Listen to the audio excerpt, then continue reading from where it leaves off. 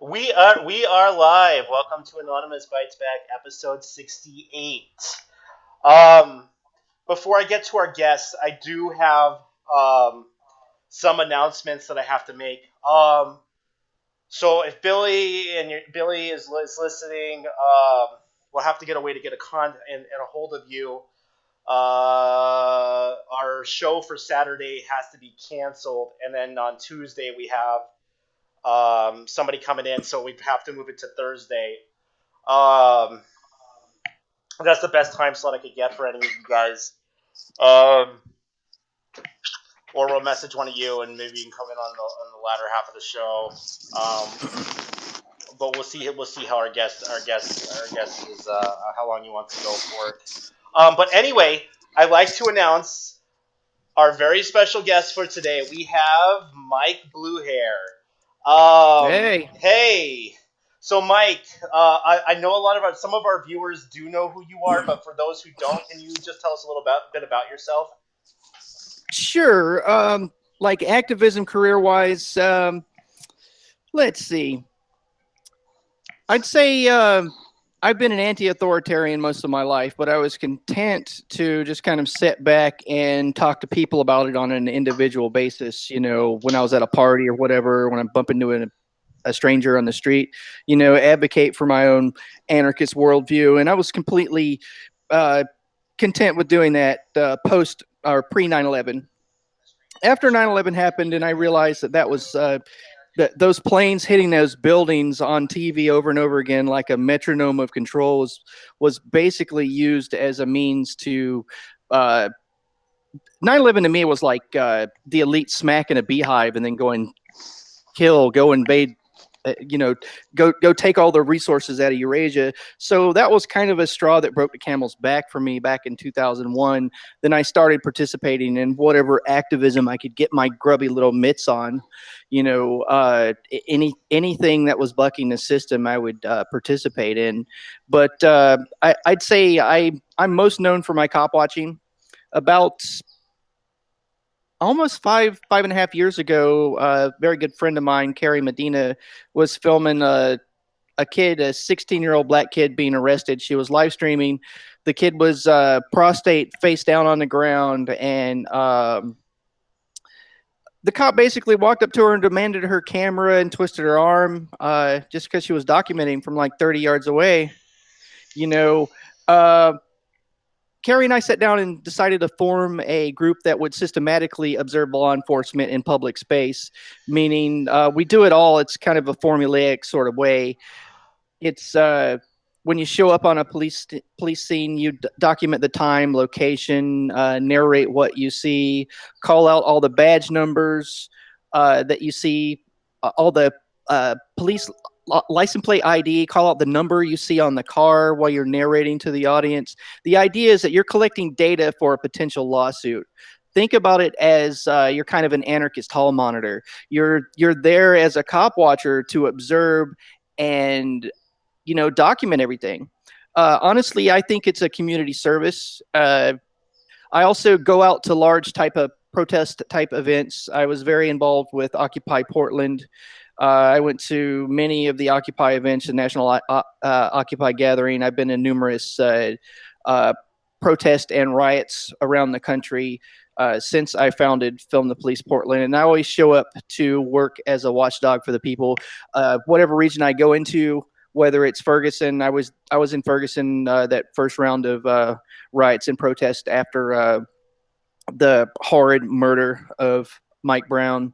Uh, when I go into a region like that, I think of it as though I'm working for the people in that area. So I try to find somebody who's part of the activist community and tell them what my skill set is.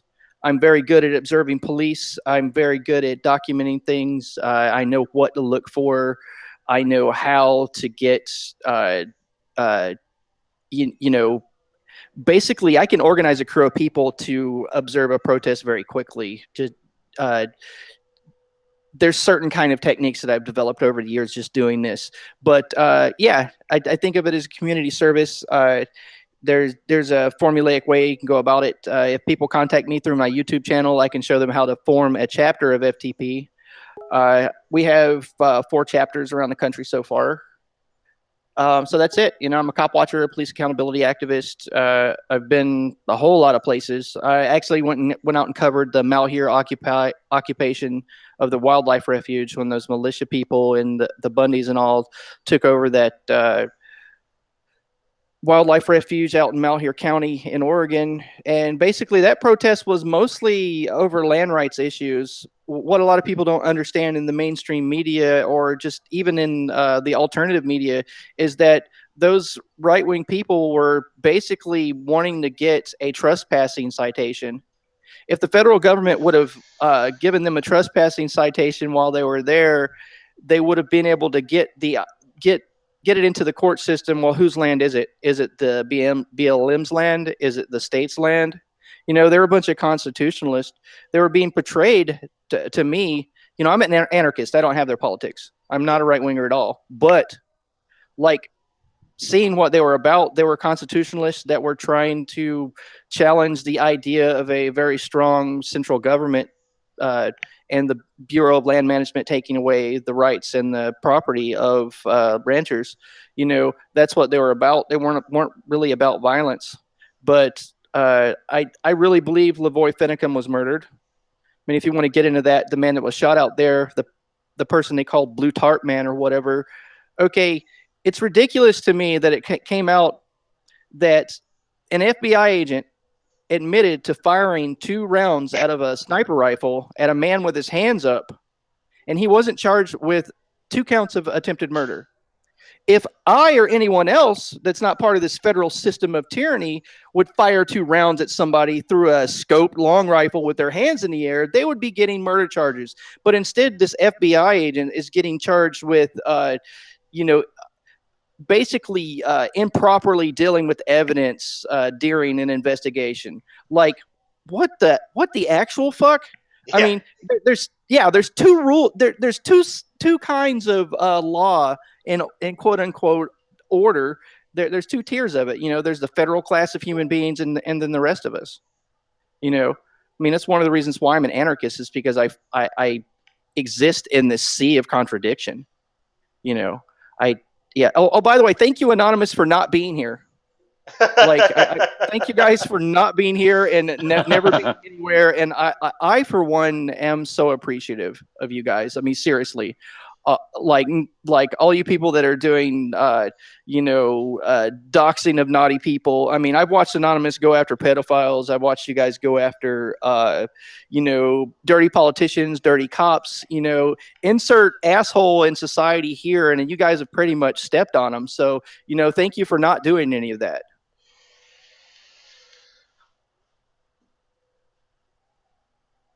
And that's a perfect response. We were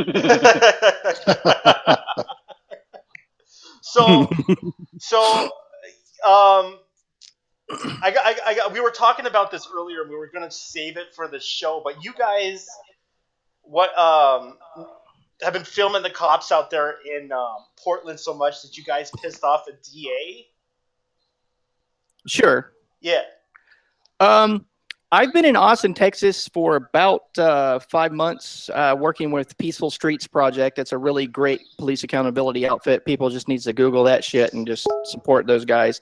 But while I was gone, a lot of my comrades decided to take it to command level Portland Police Bureau officers and the mayor of Portland and the chief of police. And what I mean by take it to them is do the same shit that corporate media does. When there's a major story, when there's a major international or even national story, corporate news will park a news van out on your street and try to interview you when you're coming back and forth to work. That happens all the time. They'll camp out in front of someone's house for 3 or 4 days. Well, a lot of people in the police accountability media community out here in Portland decided that they're getting sick and goddamn tired of not being able to go, into the offices. I mean, we've tried multiple times to get sit-downs with the mayor, the police commissioner. By the way, in Portland, our mayor and our police commissioner is the same person. That's not like a contradiction or a conflict of interest or anything. So we tried to get sit-downs with Pete Simpson, the public information officer, or our minister of propaganda here in Portland, Oregon. He's basically we call him Little Goebbels. He's basically the publicist for Portland Police Bureau. We've tried to get meetings in these people's offices, and they won't take our phone calls. They won't answer media inquiries. So a very well-known murderer and brutal bastard cop by the name of Leo Besner, his house was one of the first ones visited. They had a list of questions they wanted to ask, knocked on the guy's front door. He didn't come outside, so they left. The mayor was visited. DA Rod Underhill, I call him the pig fucker, but the pig fucker, DA Rod Underhill, was visited. And basically, they were just doing the same thing corporate media would do.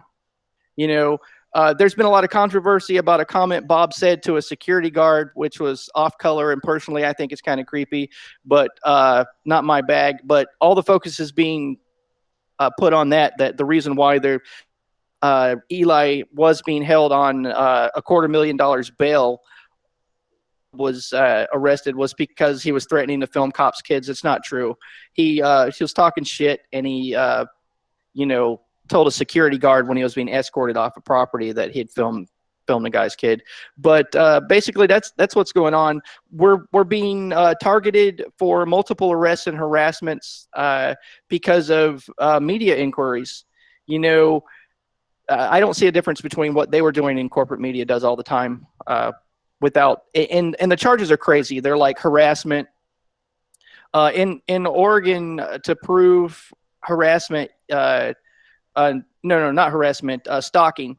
Both Bob and Eli and a gentleman by the name of Chris Ponte of Oregon Cop Block are all being charged with stalking police. And here's the thing: to prove stalking legally in Oregon, you have to the person has to claim that they put them in fear. Well, they might be afraid of a camera, and you have to prove multiple unwanted contacts. They only visited various cops' houses once, and the ones that they visited twice, no one ever came outside. So none of these cops or public officials have been visited has had contact with any of them more than once. So they can't even make these charges stick. There's also a charge of interfering with communication, which is fucking ridiculous. It's something that's a throwback to the 1970s wiretapping laws. And if you look at the exemptions in the Oregon revised statutes, you look down the row, and it plainly states that if you're recording law enforcement when they're in the commission of their official duties, you're exempt from an interference of communication charge. So they're also putting release conditions when cop watchers in this area are getting released. Are saying that you can't be within 100 feet of law enforcement or 1,000 feet of a public official's home, and you have to wear a electronic monitoring device around your ankle. And if you violate these conditions, we'll put you back in jail. So it's basically like forcing someone on the probation before they've even had their quote unquote trial, before a jury of their peers or whatever. It's just massive usurpations of their civil rights, in my humble opinion. So that's kind of a little bit of background. There's even more. You guys don't run commercials on this shit, right? Nope. Oh, great. Good. Okay. So check this out. DA Underhill is also using private citizens as proxy soldiers to attack cop watchers. And let me go through that for you.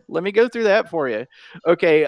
And all this can be seen, watch my most 6 or 7 most recent uploads on Mike Bluehair. You can see all this. Okay. So here's the story.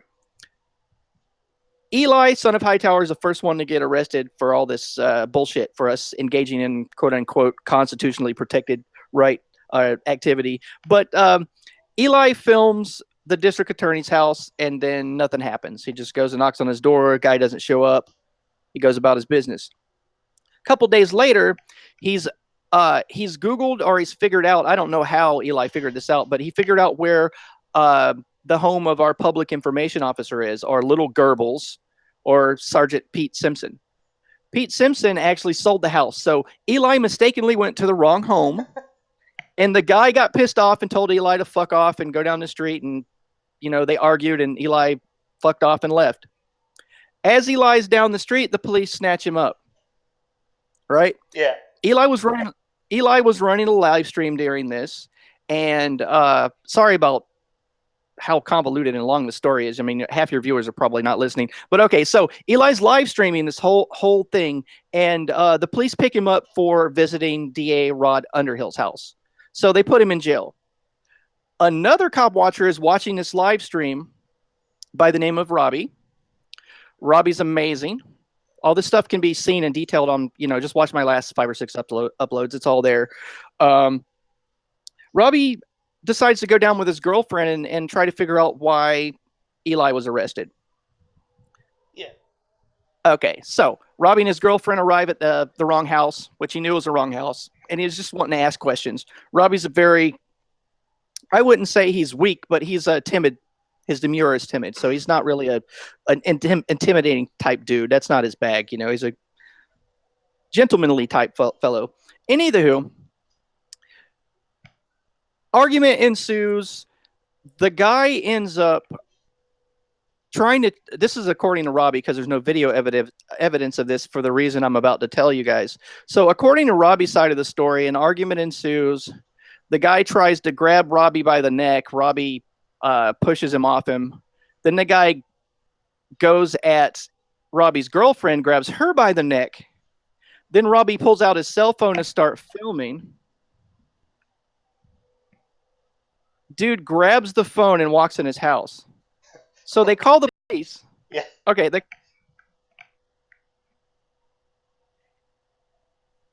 Uh-oh. Dude. Yeah. So somebody's gonna die now. Don't make any broad arm movements, or they might freak out and start shooting everyone and themselves. Cops like to shoot each other by accident. I mean, they're so eager. Reminds me of that scene out of Idiocracy. Like we're taking you to get your jail job when you're like a particular individual in jail, and then like they freak out and start shooting their own car and shit. I mean, it's that movie's such brilliant social commentary. But I digress. So, guy grabs Robbie's cell phone, walks in his garage. The police are called. The police show up, and luckily, no one dies. And Robbie says that he heard this very loud banging sound, and then the sounds of a machine tool. So guy walks back out of his garage in front of the police and throws Robbie's 2 halves of what used to be his burnt husk of a cell phone on the ground in front of the cops. The police do what they perceive to be their job and arrest the man for harassment and criminal mischief. God, I hate having to know all these fucking laws. Okay, as an anarchist and a police accountability activist, I have to learn all this crap that doesn't really mean anything to me. But anywho, criminal mischief in Oregon is a property destruction crime. Sawing like somebody's phone in half, right? Okay. And harassment in Oregon's weird, because harassment in the dictionary means annoying someone, but like harassment in Oregon means unwanted physical touching in a manner that might make you want to punch him in the throat. Okay, so the police take the guy in and arrest him on criminal mischief and harassment charges. And I'm doing my media duty, so I go to the arraignment, and I didn't know this even happened to Robbie. I was at the arraignment because I was covering Bob's arrest, because Bob was taken in. Just so happens at the same time that this man was being arraigned on the crime of sawing Robbie's phone in half and trying to strangle him and his girlfriend. So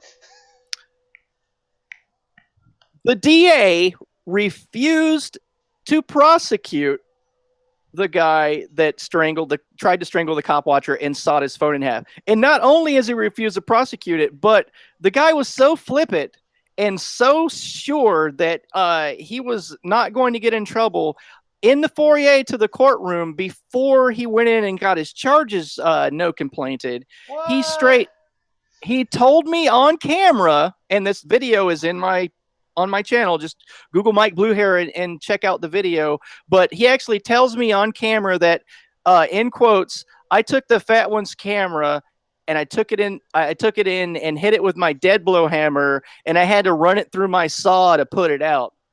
So we have video of this guy outside the courtroom before he walks in and gets his charges dropped, saying that he sawed the camera in half and hit it with a sledgehammer.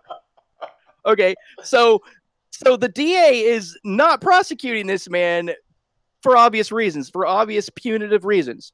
But to quote Tyler Durden, what these fuckers don't understand is, we drive your cars, we cook your food, we watch you while you sleep. Do not fuck with us. I mean, it's like, yes, what? Do not fuck with us. Yeah. I mean, it's just crazy the level of, like, just jackassery, the pig fucker, as I call him, DA Rod Underhill is. I'm thinking about printing up a vinyl banner that says DA Rod Underhill lace pipe to Sal's, but, like, that might happen. Well, that's about it. Yeah, proxy soldiers against cop watchers. I mean, so the DA is basically saying, hey, I mean, if you attack us, that's all good. And that's not an isolated incident either. Over the years that I've been doing this, we have video of a man. We don't have video of the gun, but we have the guy saying that he has the gun. Yeah. We have a video incident of Christmas 2 years ago where Robert West, he's another cop watcher out here, a guy by the name of Brandon, pulls up his shirt like this, and you can't see the gun, but you can see him pulling up his shirt, and he says, I got this gun right here, and I'll fucking kill you. And the police were standing right there, and they called him by name, said, your name is Brandon. It was at an accident scene where there was the guy basically, the guy in a girl was drunk on New Year's, and they ran their car into a pole. Well, the police call him by name in the video. Bob and I try to make a complaint. Hey, this guy threatened our life. Okay, so they have data points of the date and time and a video, and there's a cop calling him by his first name in the video, and they also have the accident report. But yet they tell us after 3 weeks of us making a report, hey, this guy Brandon threatened to kill us in front of cops. Well, we don't have enough evidence to prove that a crime occurred, so we can't pursue this at all. Jeez. Okay. Right. And I wouldn't even make a police report, but it's a catch-22. Like, I'll give an example. Like, as an anarchist, I prefer not to call police. I mean, that's a last resort type thing. If I can handle it some other way, if I destroy your property by accident, I would try to make you whole, Yeah. I'll try to make restitution to you myself. But here's the thing. If you're filming and you have a camera running, I mean, my camera is my livelihood. I shoot with a Sony NX70U with some custom night vision gear on top of it. When it was brand new, it cost me $3,000. Now it's probably worth $1,700, but that's probably the most expensive thing I've ever owned. If somebody attacks me and tries to break my camera and I'm filming at a protest, I can't not get the police involved because the police are present. Like when I'm out cop watching, like if the police are present and someone attacks me, I mean, I can't kick them in the balls, like I normally would. Yeah. Because the police are going to go at me.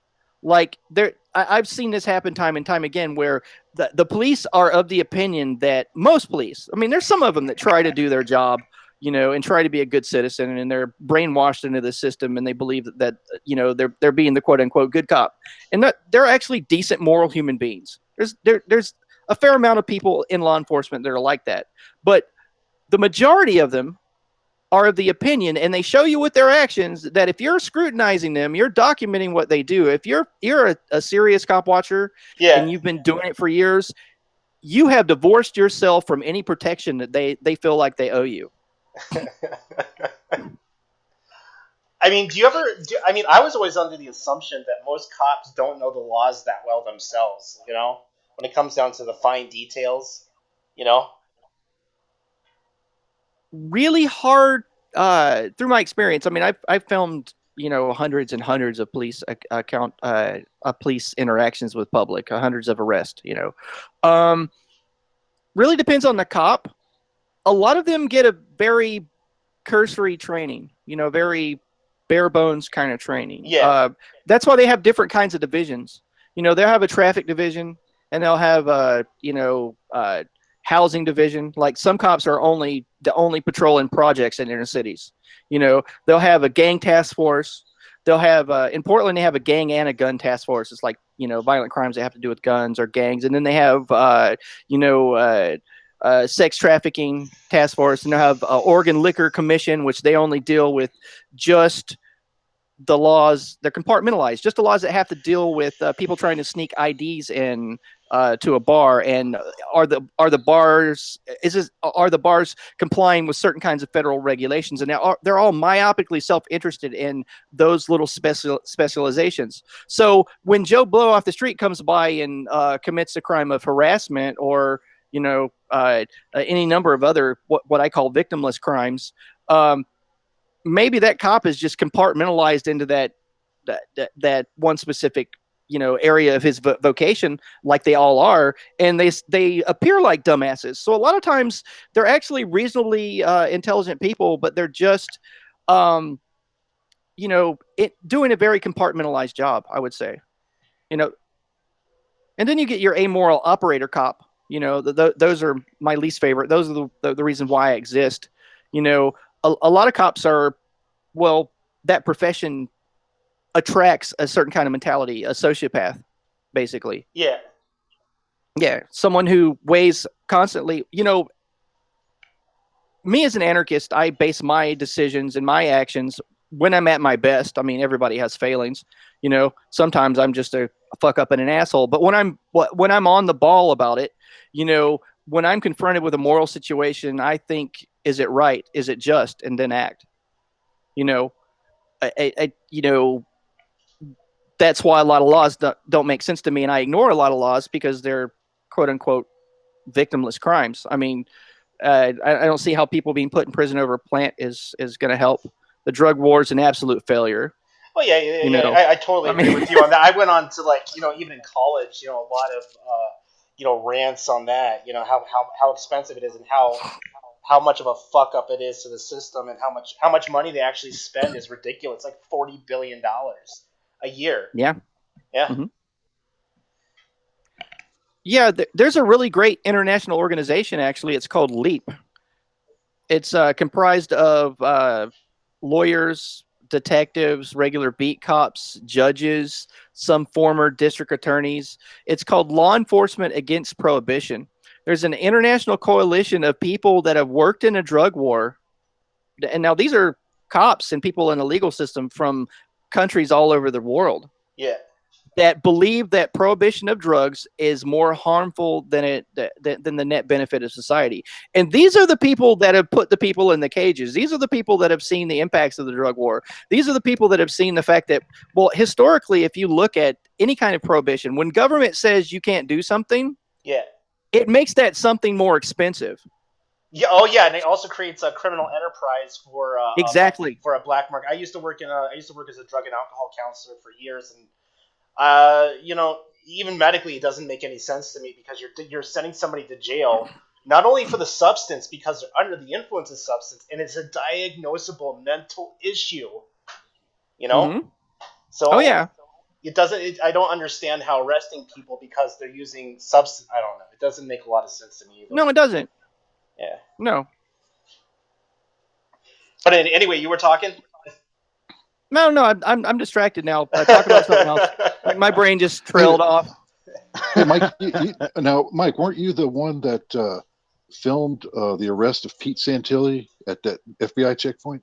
Yes, I was. I was there documenting with Pete Santilli. I can go on about that a bit if you want. After I drink a sip of water. Mini Wachani. Water is life. I was out at Standing Rock as well. I went and covered that. I spent about 2.5 weeks out there. Yeah, I saw you guys' tent. I kept on walking by it as I was going to Winona's kitchen. a couple Oh, times. nice. Yeah. Oh, no. That wasn't me. That was Jacob Crawford of We Cop Watch. Oh, But sorry. Yeah, great guys too. Contemporaries of mine, yes. I love David Crawford's work, man. He's an amazing guy. But yeah, they got out there later than I was. They were out there for the real winter. You know, I was there when it was cold. They were there when it was like, you know, tearing the flesh off you cold, you know. Like, Nice. oh yeah, well that used Winter to is be my coming. hand. Yeah. Yeah. Yeah, my beard froze, and I got like it was pneumonia, hypothermia, so I ended up having to go into town to get better. Yeah. So I was asked about Mal here. I'd like to digress to that for a minute. Okay. So yeah, we've already covered the fact that I believe that LeBoy Finicum was murdered. You know, I reported that. You know, I called it. Let me toot my own horn. But like the afternoon, the day after it happened, I'm like, it was obviously murder. They murdered that guy, and we'll find out for sure years down the road. But Bob and I showed up in Malheur and stayed in the same little hotel that everybody was in. What I mean by everybody was like there was like Brandon Curtis, the president of the some 3% group, like the Pacific Patriot Network or some shit like that. A bunch of militia guys, you know, the right wing waiting for the world to end or their line in the sand to be crossed, you know, rifle carrying types. There was corporate media. It was me and Bob. There was some alt media people. There was Pete Santilli and Deb Jordan and his entourage and news crew down there. Pete Santilli is kind of like a patriot kind of right-wing commentator. He's got a really big mouth, great sense of humor, obnoxious. I mean, just has a fucked up, crude mouth on him. I personally approve of that kind of humor. He made a joke about having Hillary Clinton tried and shot in the vagina once. I personally, you know, God bless him. That's fucking hilarious. That cracks me up. You know, I mean, why not that method of execution? You know, I mean, whatever. You know, I mean, personally, I like the heads on sticks party. I mean, here's how I would vote for president. If a motherfucker would just circulate a list of the heads of, you know, major corporations and other people like that, and if they would promise to do their utmost to put their head on a stick, like, I would vote for them. I mean, the heads on sticks party. I mean, I could get down with that. But, you know, since that's never going to happen, and that's in my, like, you know, twisted, demented comic book fairy fantasy land. But, yeah, that's never going to happen. But, yeah, heads on sticks party. So I was in the hotel with all these people, you know, a multitude of folks. So I was having my continental breakfast with, sitting here would be a militia type dude in body armor. Right here would be a corporate media person, and right there would be me. Like, and I mean like a news anchor, and we'd all be talking. And it was just surreal as hell because, you know, the pretense of the you're in this camp and you're in that one just goes away when it's like, you know, 7:40 in the morning and you still got eye boogers and you're just trying to get your you know, your OJ down you. And we're just having conversations that, you know, like corporate media people are pissed off too. Here's one for you. A lot of these people's editors, like a lot of anchors, aren't just mindless drones reporting what they're told. No, they go out there and reporters and anchors, they go out there and try to portray what they see as the truth, but their editors will only allow them to cover certain things. A lot of the corporate media folks were telling me, oh yeah, if we went down the wrong road, they'd aim rifles at us and tell us to turn around. It was scary as hell. And I'm all, well, why is that not on the news? You know, when I'm having breakfast with them. And they're like, oh, well, you know, they won't let us. I'm like, what do you mean they won't let us? I'm all, you know, and that's when I started to get some insight into the fact that it's the corporate people above them, you know. Like, so a lot of these, you know, corporate media people that you want to spit on at a protest when you film them, like, or when you're there and they're not, you know, portraying the truth. Hey, they just mass arrested 200 people and they're beating an old lady. You know, they bear some responsibility, but a lot of everything is, the hierarchies in our society are just crazy. Like, in the way that the masses are controlled through hierarchy, through power, through money, like all this stuff is just wow. You just can't help not admire the efficiency in which people are brainwashed. I mean, personally, I think the film, The Matrix, especially the first one, was a brilliant allegory and metaphor for society. I mean, it was Plato's cave for the 21st century. I mean, when Morpheus talked about looking at horror as the living or as the dead was liquefied and fed to the living, when the old people were being liquefied and then fed to the babies in liquid form, like that's capitalism. I mean, that's robber baron capitalism, what we have in our society now. I mean, not like a real free market or an agro society or an anarcho capitalist kind of thing. No, I mean, that's this fascistic system that we have now. Like, the corporation is a perfect sociopath right now. If you look at the majority of corporate structures, a corporation is legally bound to put all other factors aside other than the profit margin that it's promised its shareholders. Environmental, human, any concern, it has to make that number. So in order to do that, it has to weigh risk versus reward, monetary risk versus monetary reward, before it acts as a corporation, because it's legally bound by corporate charter to do so. So corporation, the structure of a 21st century corporation, the majority of them, there's some ethically ran corporations, but the majority of them, these transnationals, are very sociopathic in nature, and the end result is tyranny. So wow, gone off on another tangent. So back to Mal here. So when Santilli was arrested, okay, Bob had to do a court date. So the day that LaVoyce Finicum was shot and murdered by the FBI, I had no ride anywhere. So I'm stuck in this hotel room in the snow, and I hear this incredible sound. It was basically like, Macy's parade of cops just speeding by the hotel room. So I knew, well, hello, shit, meet Mr. Fan. I knew that was happening. So I run outside and I get my stupid bear hat. I wear this. I'm kind of like, a fucking furry, I guess you can call me, but whatever. I get my bear hat. It's my winter hat. Looks like a polar bear. Don't judge, fuckers. Anywho, so grab my polar bear hat, run outside, and there's some militia guys standing around in beside a pickup truck, and they have their long rifles out and they're getting their gear on or what the fuck ever. And I asked one of them for a ride up the road because they're going to the edge of the perimeter to see what the fuck is happening. And they're like heckling me and messing with me, and I give one the finger, like whatever. And then Pete walks outside and with his news crew. I barely know Pete, barely had any interaction with him. And I was, basically sitting there pouting all butthurt because I wasn't going to be able to cover this story. And at the very last minute before Pete and his entourage pulls off, he says, Mike, I got one spot in my SUV you can get in. So I got in and just kind of covered what happened from there. There was still a lot of people. After Finicum was shot, the militia got out of there like, flies being disturbed off a corpse when you move your hand over the top of it. Like they just buggered out really fast. I mean, those guys left with military efficiency when Finicum was shot. So, I mean, a lot of these militias, you can call me what you will, but I'll just, put it right here on the alt media record. The American Revolution happened because of a few percent, just a very small tax on tea. Yep. I mean, the amount of fucking tyranny you motherfuckers are dealing with now. I mean, okay, there's 300. Let's do some simple math here, militia people, okay? And you're not rebelling yet. All right, there's 300 million Americans. The federal government takes approximately a third of all their paychecks.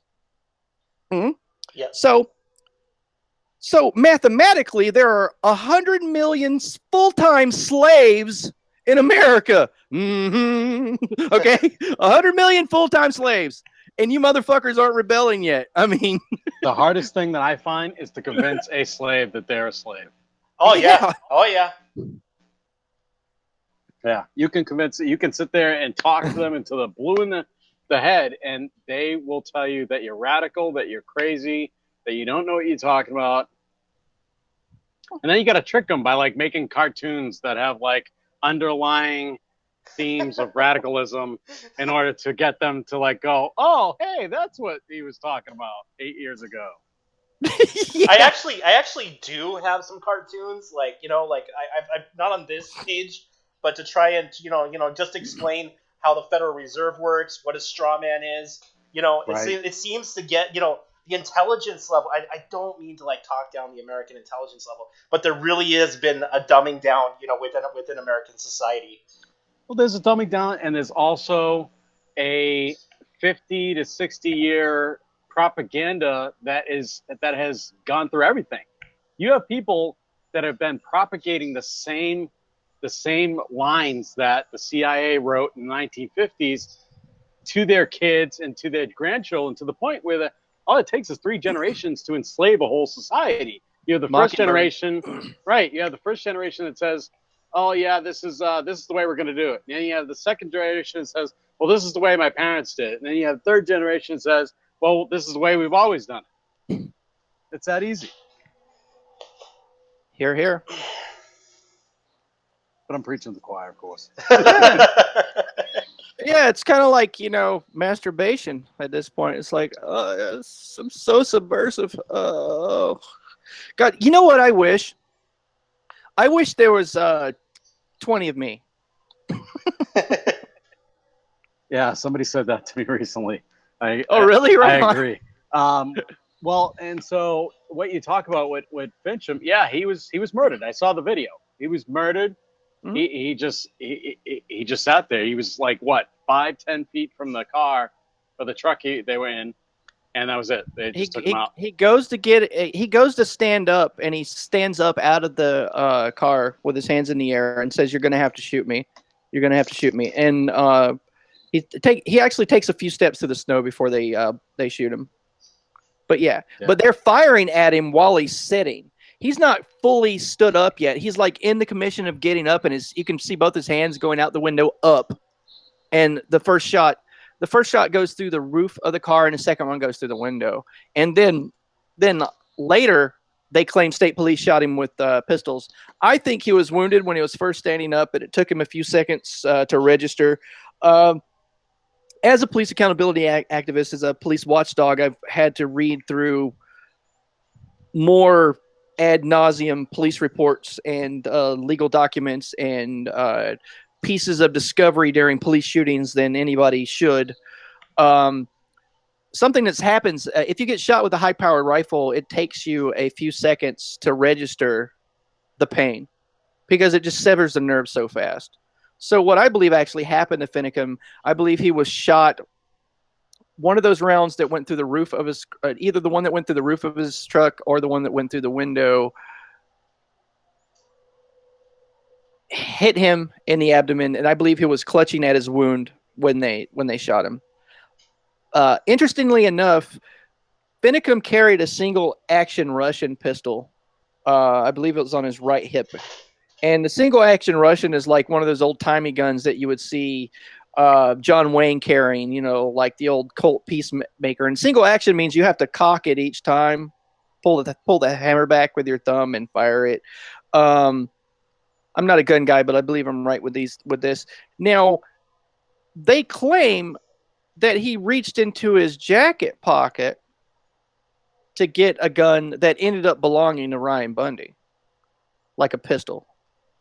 Like an automatic, pistol, like a Glock or some shit, one of those G-Thug guns you see in all the movies. But that's ridiculous. Like, he never really carried that particular weapon. So just so much bullshit. But anywho, Pete Santilli's arrest. We will eventually make our way back to this. I promise. Okay, so Finicum was shot. I was brooding in the parking lot. The militia guys heckled me a bit. I gave them the finger. I'm doing this for my own memory. So yeah, Pete let me get in the car, and Pete Santilli was down with all those guys. He was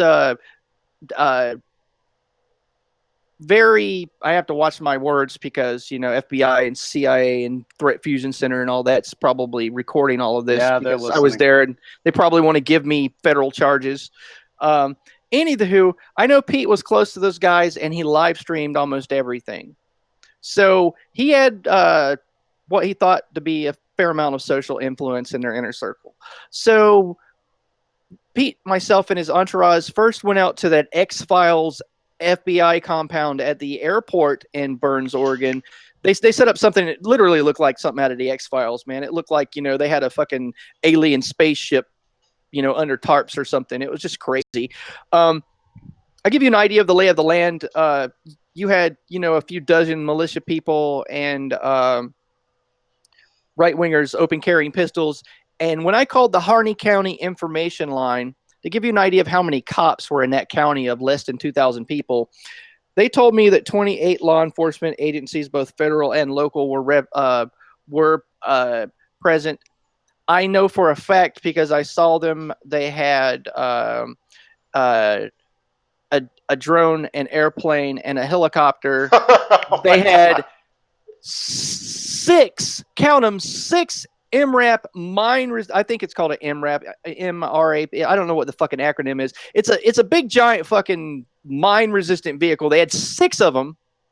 Okay, those things cost like $1.5 million each for, just a few people saying they're willing to defend themselves if they're attacked. And that's what the people that occupied that refuge said. They didn't say, "Hey, we're here to kill the government." No, they said, "If you attack us, we will defend ourselves." Well, fuck. I mean, that's a perfectly reasonable thought as far as I'm concerned. I mean, if somebody attacks me, I think I have every natural right to defend myself with lethal force. Anywho, to give you an idea of the grotesque, huge amount of it was a massive feeding trough, man. All those agencies were coming there to dine at the federal trough because what would happen if they'd get sent out there, that means they get to get paid money and overtime and blah, blah, blah, and get some of this federal grant money for the emergency thing. They were telling the kids, the refuge, check this out. The refuge from this tiny little town was 31 miles, I think, outside of town. So they canceled school. They put up concrete inverse barricades around the high school, and the sheriff's department took it over, and they had federal and local agencies operating outside of the high school because of a bunch of guys open carrying almost 31 miles away.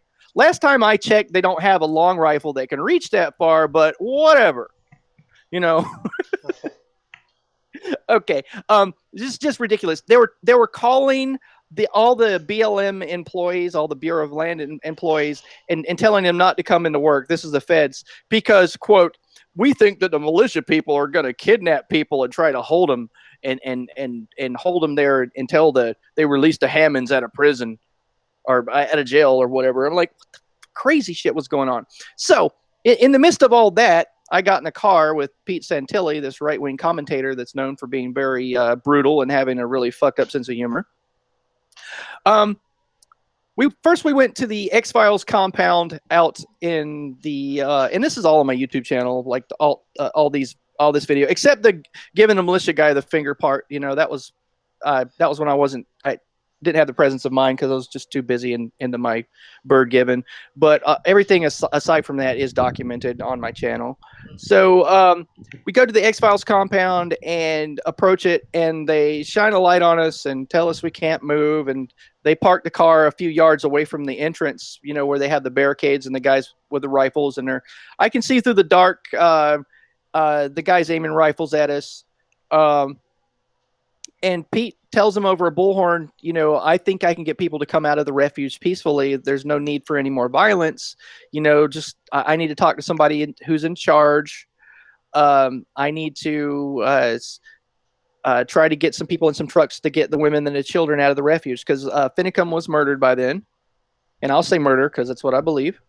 And the FBI guys basically told us Pete was getting out, and he started to walk across the 2-lane road there and walk towards the entrance of the compound. And I got out and started filming, because I'm insane that way. I guess I'll carry a camera to a rifle fight. But they ordered him back into his car, and he freaked out. He's like, "Mike, get back in the fucking car." So I'm like, I don't know. I shut my brain down, the fear part of my brain. It's not the first time cops have aimed weapons at me. That's fun. Google Officer Go Fuck Yourself. I testified against him at Ferguson to get his job taken away from him. Fucking fat bastard. Anywho, I'm digressing again. Where was I? Oh yeah. So they told us that we couldn't come and talk to the FBI people, so we got back in the car. That was unfortunate because I kind of really wanted to fuck with the feds a little bit there. I like getting right in their bitter, pinch me, evil little faces and telling them what I think. It's it's a dirty job, but somebody's got to do it. They tell us that we can't talk to somebody in charge of the FBI, but we can go to the sheriff's compound. So they sent us out back to the high school, and that's why I described the level of security is to give you an idea that we were driving past all this shit that was happening. MRAP and helicopter and fun shit like that. Okay, okay. So we get to the FBI compound, and it's a very similar type situation happens, but they actually let us walk up and get close to them. So I'm in journalist mode, not heckling protest mode. So I that's just my mind frame by the time that we traversed to the sheriff's compound at the high school, and I'm standing about 12 feet away, and Santilli gets into it again with the sheriff's guys. He's like, I can get people to come out peacefully. I can drive down there with some trucks and get people to leave the refuge. You don't have to send in the MRAPs or surround it or raid the place. We can handle it peacefully. And the sheriff's deputies and stuff were standing around him in sort of a semicircle. And God, this was so long ago. Okay, I'm glad I watched these videos, or I wouldn't be able to recant this so exactly. But the deputies were standing around him in a semicircle and was giving his spiel about how he could get people out peacefully, and it seemed like they were going to go for it. You could tell by their pantomimes, their body language, that they were, to me, I thought they were going to try to help facilitate Santilli driving down there and loading people up in vans and getting them out where they didn't have to do a raid on the compound. And just like all of a sudden, I think maybe they were, maybe a rube. Maybe they were trying to lull him into a false sense of security before they snatched him. But it seemed like they were going to let him try to help.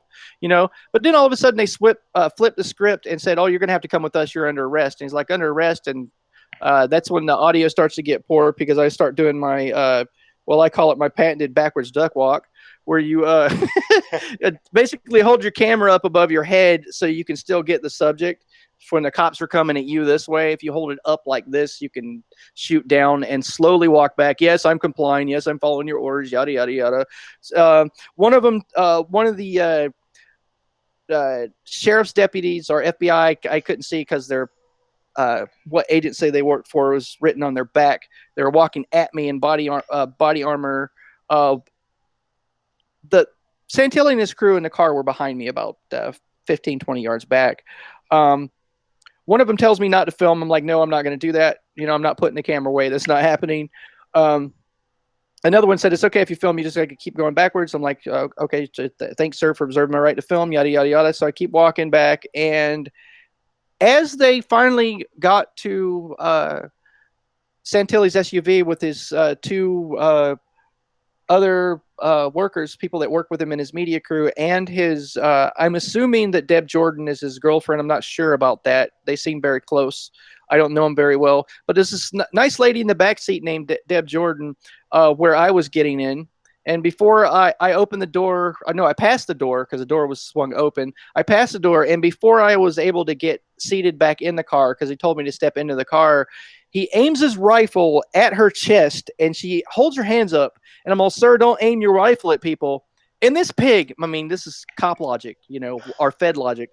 He tells me immediately, I'm not aiming a rifle at anyone.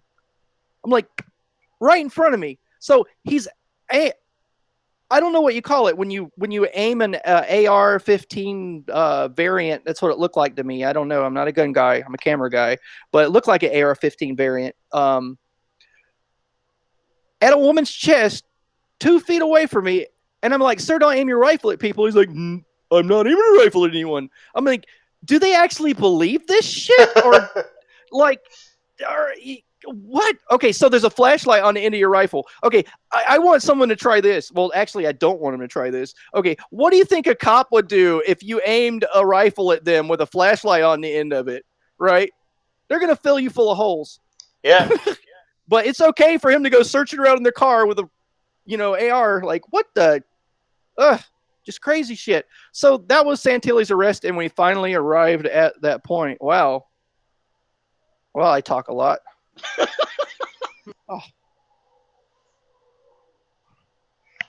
I will tell you personally what happened to me is I reached out while I was at Standing Rock.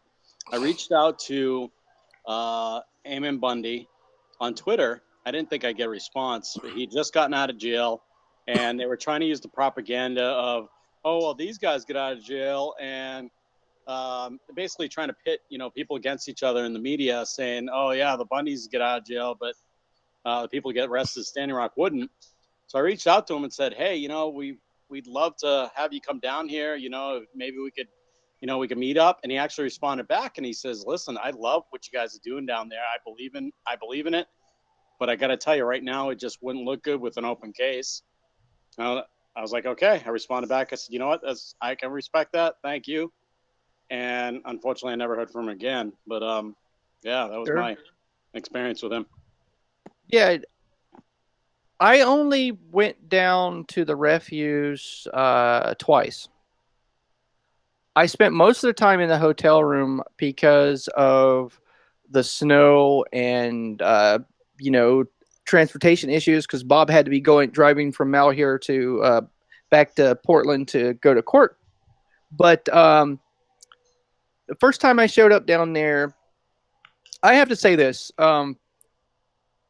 Religiously, I think Mormons are a little weird, but they're fucking nice people. Okay, they're nice people, and they're moral and ethical people. They're open-minded. Like, I could not imagine a right-winger sitting down with a bunch of anarchists and the anarchist allowing the right-winger to have a conversation with them. Not your average anarchist. I mean, as you guys well know, we come in Baskin Robbins, 31 flavors. There's anarcho-primitivist, and there's anarcho-capitalist, and anarcho-communist, and anarcho-socialist, and anarcho-ist. There's so many of us. But I couldn't imagine a whole bunch of them sitting down with a bunch of militia guys and having an open-minded conversation. But when I went down to the refuge, Ryan sat there and listened to me talk about anarchism. When I did a brief interview with him, and very politely, disagreed with some of the stuff I said. It's, that doesn't make sense to me, but I respect your right to say it. I mean, like right now we have, college professors in black bloc gear smashing people's heads open because they don't like what they say. I mean, personally, I think that's, I have ethical issues with, like, sure. I mean, some people say bigoted, racist shit. And, great. Like, I don't have to listen to them. When they say bigoted, racist shit, that means that I don't have to, that I've identified them as a bigot and a racist, so I don't have to hang out with them now. I'm not going to smash them over the head with a bike lock. I'm not going to attack them unless they attack me. If they're not advocating for violence, like, I'm not going to hurt them. I think it's very dangerous that a lot of people on the left are, propagating the culture that it's okay to use violence against somebody because you don't like what they're saying. Like, I think it's very dangerous and morally and ethically wrong. I will agree with that. Jim Lee, one of our buddies here that comes on the show, he taught me a big lesson. If somebody can say a word and it gets under your skin, they're your puppet master. You can make them dance. And I've looked at the power of some words, and I've stopped giving them power. So, yeah, freedom of speech should go all ways. And everybody here knows I have a heavy block hand on Facebook. But I'm starting to see the light. I needed to stop silencing people because everybody should be able to speak. Nobody should be beaten up for their words. They can be action for action. If somebody were to violently hurt somebody, then yeah, as a defense tactic, yeah, why not? But to punch somebody for a word without any actions to back it up, I don't agree with that anymore. Yeah. Like I said, if they're making a threat and you believe that they have the ability to carry it out, I mean, I think violence is justified. Then, I think so. That's my own morals. It's my own ethics. This college professor at Berkeley, Eric Clanton, there was this right wing guy is probably some kind of he was saying, and I quote, "I believe in legal immigration." That's what he was talking about. And Eric Clanton smashed him over the head with a bike lock when he said that. I'm like, wow. Like that it's not like he was like, reciting Mein Kampf. I mean, I disagree with that. I mean, I think the whole border security thing is just crazy because the cartels have highways underneath the border. Like drugs are coming in somehow. It ain't a mystery, No, I mean, yeah, there's corporate news stories about the tunnels, man. I mean, that's a moot point. Like Trump could build a concrete wall that along every centimeter of that border, and people would still get it. People would still get here. So it's just ridiculous to quibble like over that. Like I don't know, man. I just this stuff. This whole false right left paradigm thing just it used to amuse me, funny haha, but now I'm starting to get afraid because after Trump's election, he was such a polarizing figure on the collective American psyche. I mean, now people are in this extreme right camp and people in this extreme left camp, and never the twain shall meet. Like you have journalists like Tim Pool and Luke Radowski of We Are Change that have been challenging the status quo in an impartial way, meaning they don't take sides between the right and the left for at least 8, 9, 10 years now. And now all of a sudden, people on the extreme right think they're leftist, and people on the extreme left are thinking they're working with alt-right or they're fascist. But no, I mean, I've watched these two people's careers. Luke's been around a lot longer than Tim. Tim's been around since about 2011. Like he started out live streaming the Occupy Wall Street stuff, but Luke's been around for a decade now, and now all of a sudden stuff is so polarized into this extreme right and left that if you're portraying a story in a objective way, which like journalists are supposed to do that. I mean, I have my own bias. I'm an anti-authoritarian cop watcher. Like I hate the state. I hate government as a concept. I think it's malignant. I think we can do better. Eventually we'll evolve into something better, but I try to be objective. Like I'll cover Ferguson. I went out there and risked police violence and quite frankly, violence by the people there. When there's these big flashpoints, man, I have to warn people, like, don't just get a camera. If there's a riot in a large city and it's racially motivated or there's racial tensions and you happen to be white or black, depending on what happened, you might not want to go into certain areas that you're taking a risk. Like people think of outside journalists as foreign invaders that are there to just parasite and suck off of the story, because that's what corporate media does. So they think that if you're an alt journalist and you have expensive camera equipment, sometimes it's risky, because they don't know who you are, like they don't know your agenda. They don't know why you're reporting what you're reporting. So when you go into areas where there's riots or racial tensions and your media, you got to be careful. I mean, I recommend, getting your ass on Facebook and making a local contact and having somebody in their activist community kind of shepherd you around. That's a tactic that I use. When there's a major event or something that needs covered, I contact locals and say, I explain to them and I send them a link to my YouTube channel. This is my skill set.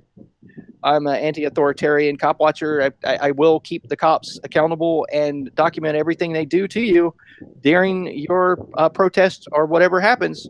And let me work for you. I think that's a better approach than just grabbing your camera and running to the event. I mean, a little friendly advice for your viewers or whatever. Yeah, me personally, I had about 15 connections at Sandbox before I went down there, so I had a good lead on what to do, what not to do. I had basically a one sheet as to what was going on so far, what was the narrative, and I told everybody I was just there to help, whatever they wanted, support. That's the way to do it. I mean, so far I've been able to have respect, I'd say, from a fair amount of people on the extreme right and the extreme left. And the reason why, I mean, is quite simply, everyone knows that my focus is police accountability. I mean, I will stand up for the civil rights of anyone. That's what I'm here for, is to make sure that during any kind of police or federal police interactions with the people, that I document it. And honestly, I kind of think of the camera as a tool. I mean, I do believe that we can evolve as a society and as a human race into something better than the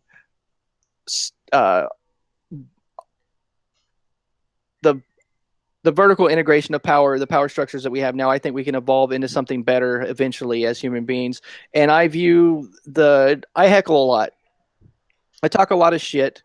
That's one of the things I do. There's a method to that madness. The reason why I a cop that tries to ID me jollies off of, embarrassing the cop, that's kind of fun, but it's because I'm trying to chip away and erode the perception that the government somehow has a legitimacy to the monopoly of the use of force and violence. Because I believe ultimately that's what government is. People vote for politicians to use force on their behalf. Okay. And a cop is nothing more than a naked expression. Well, not in their birthday suit, but just the most honest, raw expression of government. A cop's job is in quotes to impartially meter out violence on behalf of the state. That's what they do. And they're not supposed to make judgments according to the letter of the law. They're not supposed to make judgments of moral or ethical judgments on what they do. They're only supposed to enforce law in the way that they understand it. And then later in our judicial system, it's up to the prosecutor to weigh the preponderance of evidence, look at a affidavit of probable cause for arrest that the officer wrote after they arrested you, and determine whether or not charges can even be filed, and then arraign you, read your charges, and then you go into the jury of your peers and all that yada yada yada crap.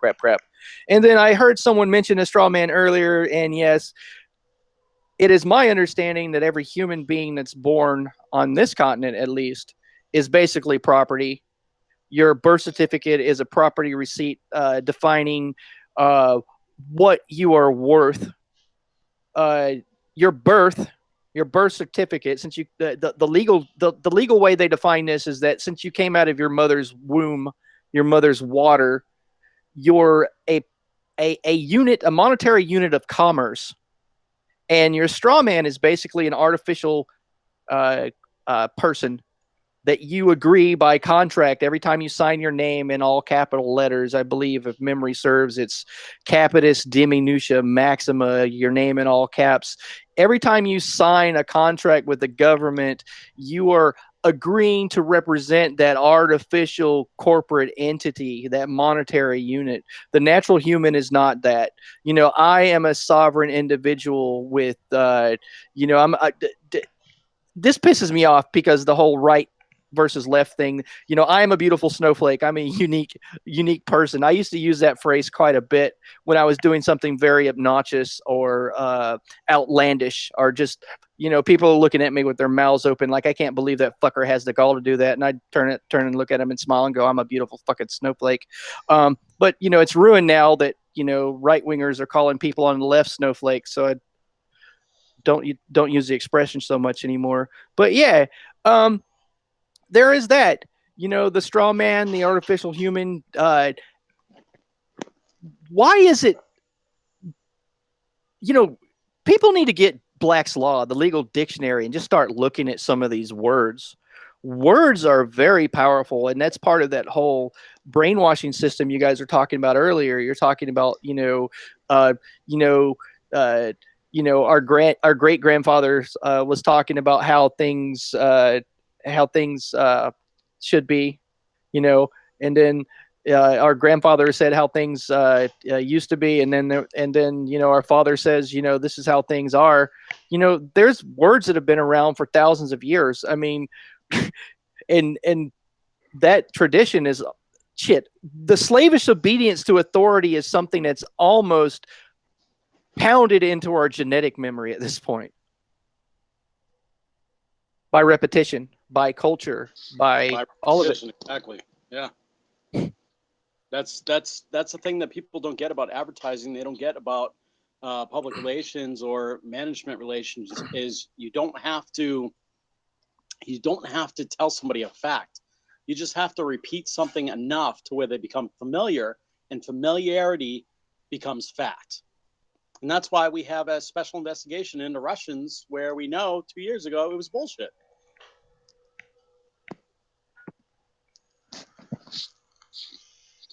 Yeah, I mean, Goebbels said if you tell a big enough lie, like long enough, then people start to believe it.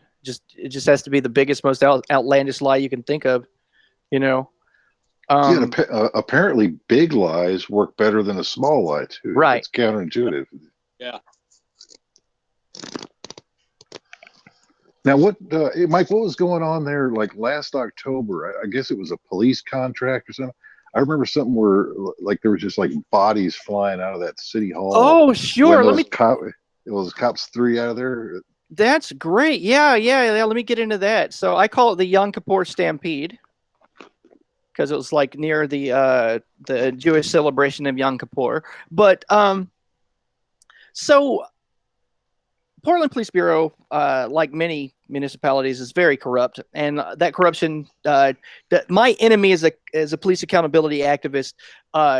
It's not individual officers. I mean, some individual officers are assholes, and some of them are hyper violent. Some of them, like our Leo Besner, has caused more than $1 million worth of wrongful death or use of force settlements. But really, my real enemy is the relationship between police unions and the city that I live in, and the city that everyone lives in. These unions are so powerful by contract that they make it very, very hard to fire a cop, very hard to discipline a cop. There's something called qualified immunity, which insulates them from civil prosecution for violating your rights. But anywho, so Portland Police Bureau's union contract was up for a vote. Our old mayor was leaving. Our new mayor was coming in. Our old mayor, Sam Adams, and Charlie Hells was taking. Adams wanted to, before he got out of office, just go ahead and let the new union contract, or the old union contract, expire without any changes. And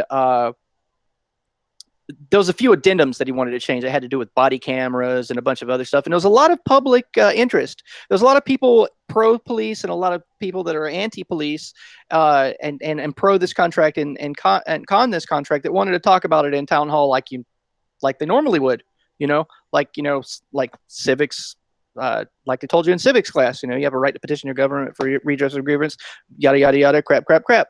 So there was a few meetings had to get canceled because of disruptions. And then finally, this main event you talk about, where you saw people getting herded out of the back of City Hall. The mayor told the people inside City Hall, because it was maybe 150 people, 200 people inside City Hall that wanted to speak. They could all sign up and get a ticket, and they would get 3 minutes each to speak in front of City Council before they decide on this union contract. Okay, or the revisions to the union contract. So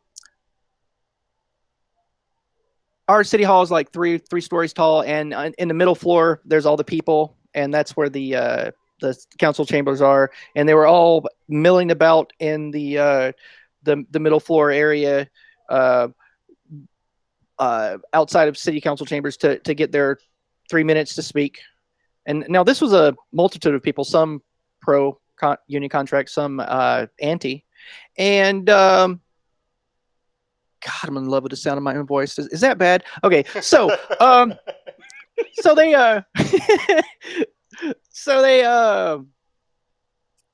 the mayor, in his infinite wisdom, I think this was very planned and very strategic because of how quickly the officers arrived. Okay, all of a sudden, within 3 minutes, filled all the stairs and elevators full of cops. And our city hall is pretty big. So, and told everybody that there will be no speaking. There'll be no public testimony before the city council decides on the union contract. And city council will be meeting upstairs. And, no one has any right to petition government for redress of grievance. We won't have any, public testimony. We're just going to ram this union contract down your throat, and there's nothing you plebs can do about it. Well, as you can imagine, there was, like I said, 150 to 200 people that were just really pissed off, and they didn't want to leave City Hall, the area. They wanted to, they were all given red tickets and told people are saving their red tickets. Like it was a big thing on Facebook for a while. People were showing their tickets, hey, Mr. Hills, Mr. Mayor, I got this red ticket. I was supposed to speak, but all I got was an ass whipping. So, I'd say about 20 minutes after people decided that they wouldn't leave, the police started a crowd control action and just formed lines going down the stairs and pushed everyone to this, bottlenecked everyone that was in that area. Like there was a woman with a prosthetic leg. There was elderly people. There were women and a few kids in this area, and squeezed them all to the back of City Hall down this teeny little stair area and forced them out the doors. And during that time, when people were being bottlenecked into the staircase that went down at a 40-degree angle towards the back exit of City Hall, people were pepper sprayed. Those people attacked. The cops grabbed someone by the head in one of the struggles and fell down the stairs with them forward. I think there was 3 or 4 arrests. Just crazy stuff. My friend Jesse Sponberg was trying to walk up the stairs at one point and back into the building, and a cop shoved him about 30 feet backwards, and he landed square on his shoulders. At one point, one of the crowd was pissed off, and they threw a wrap sandwich, like a Jimmy John sandwich, at the police. And that video was used ad nauseum by the right and the corporate media to show the unruliness of the crowd. As soon as everybody got pushed out of the back doors, RRT squad arrives. That's our rapid response team. It's our cops in riot gear. We call them the Gothic Ninja Turtles because they look like, Ninja Turtles, emo Ninja Turtles or whatever. But those guys are a fun bunch. I'm quite familiar with them. So they show up and form a line and push people into the street. So all this happened before I arrived. I hear about this and I'm on the bus. When I get there, there's people that have been pepper sprayed and they're covered in Maalox in the middle of the street. There's people that have been wounded. American Medical Response is staging and they're treating people that were hurt. This man named Ronson Corey had his arm fractured in 2 places by the police. RRT squad hung back just as I arrived. So it's that, the cops in the phalanxes that you see at protests with the riot gear and doing their hard lines and whatnot. After I'm there, I start interviewing people. I started an interview series called Portland City Hall, Come to Speak, Stay for the Beatings. You can check that out on my YouTube channel. That's Portland City Hall, Come to Speak, Stay for the Beatings. It's an entire breakdown of all this. I just started interviewing people immediately right there on the street, and I went through and put together all of this. And so eventually RRT Squad formed a big line in front of City Hall and ordered everyone to, I believe, the east side of the sidewalk. Funnily enough, they basically were telling people over a loudspeaker to step on the side of the street where they were. And for complying with their orders, the police go into the crowd of people standing where they were told to stand and beat and attack a bunch more people. There was, I think, 8 or 9 arrests. Oddly enough, out of 9 arrests, can you guess how many police accountability activists they took off the street that day, including myself? How many? 7. No, wait, 6. 6 out of 8 were all well-known police accountability activists. So grab the cop watchers first. They later released me without charges, but that's a lot of fun. If you type Portland Police and the Broken Moral Compass, there's a great video talking about the arrest. But yeah, but I highly recommend, shameless self-promotion, shameless self-promotion, shameless self-promotion. I mean, nobody else is going to promote my shit, so why not I? Check out, Portland City Hall, Come to Speak, Stay for the Beatings. It's a lovely little interview series where I interview everyone that was all over that. Oddly enough, there was more than a dozen video cameras around City Hall, and this is fun. This is why I exist. My buddy Jeff Singer, he's one of the cop watchers that was arrested. He runs Film and Police Hillsborough. He's also a well-known activist and anarchist here in Portland, Oregon. More of the red and black type anarchist, but whatever. I still love him. It's not his fault. He's a godless communist, people. But anywho, during Jeff's trial, because I'm an ANCAP and we love arguing with each other, ANCAPs and anarcho-communists, it's a theme. It's a thing. Okay, so during Jeff's jury trial, it comes out that City Hall and Portland Police Bureau claim that none of those video cameras inside City Hall or outside were recording because of data corruption. That's bullshit. I think corruption is that's accurate. So they're telling a half truth. They just need to remove the data out of the sentence, and then there we go. It's like let's do an investigation on that. How is the data corrupted? You know? Right? Did you do it yourself, or did you delete the file yourself? You know? Right. Oh my God. So yeah, that was a lot of fun.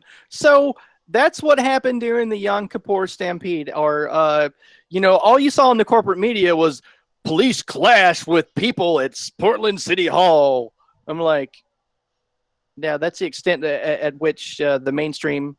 And then, God, you people and your agendas. You know what I would love? I would love it if people on the right would stop acting like fucking sociopaths. And I would also love if people on the left would stop acting like sociopaths. And what I mean by that is when somebody that's left-leaning fucks up, everybody on the left circles the wagons and just defends them, no matter how heinous or fucking amoral or just fucked up the action is. I mean, you got fucking Bill Cosby. Okay. So he's a leftist, so the left defends him. You know what rhymes with Jello pudding pop? Rape. Okay, you got Bill Cosby, and like when he fucks up, everybody on the left, just circles a wagon. Or you got years ago, Whoopi Goldberg made a statement about some famous Hollywood guy. I forgot his name, but he raped a woman. He drugged her. It may have been Stanley Kubrick or some other very famous. The example is more important than the facts, the actual real facts. But yeah, she made a statement about this guy drugging a girl, and it was another Hollywood elitist and fucking her, a minor. And she said it's not like it was rape. What is it? Well, here's the thing, right? It's not like it was rape. What do you mean rape? You didn't punch her in the face and drag her into an alley? But we're talking about propaganda, though. Don't you think that that's propagated by the media so that people will take sides like left and right? Oh, of course. I totally believe the media, the corporate media, propagates this and has the left and right fight with each other. And I would also love it if people wouldn't defend on the right as well, wouldn't defend their people when they commit a moral act, just because that's the camp they're out of. But yeah, I totally see this agenda being, and I don't know if it's a grand conspiracy. It might just be monetarily motivated. Like, That's for what instance, it is. It's for ratings and views and clicks. sure, yeah. Like, here's one for you.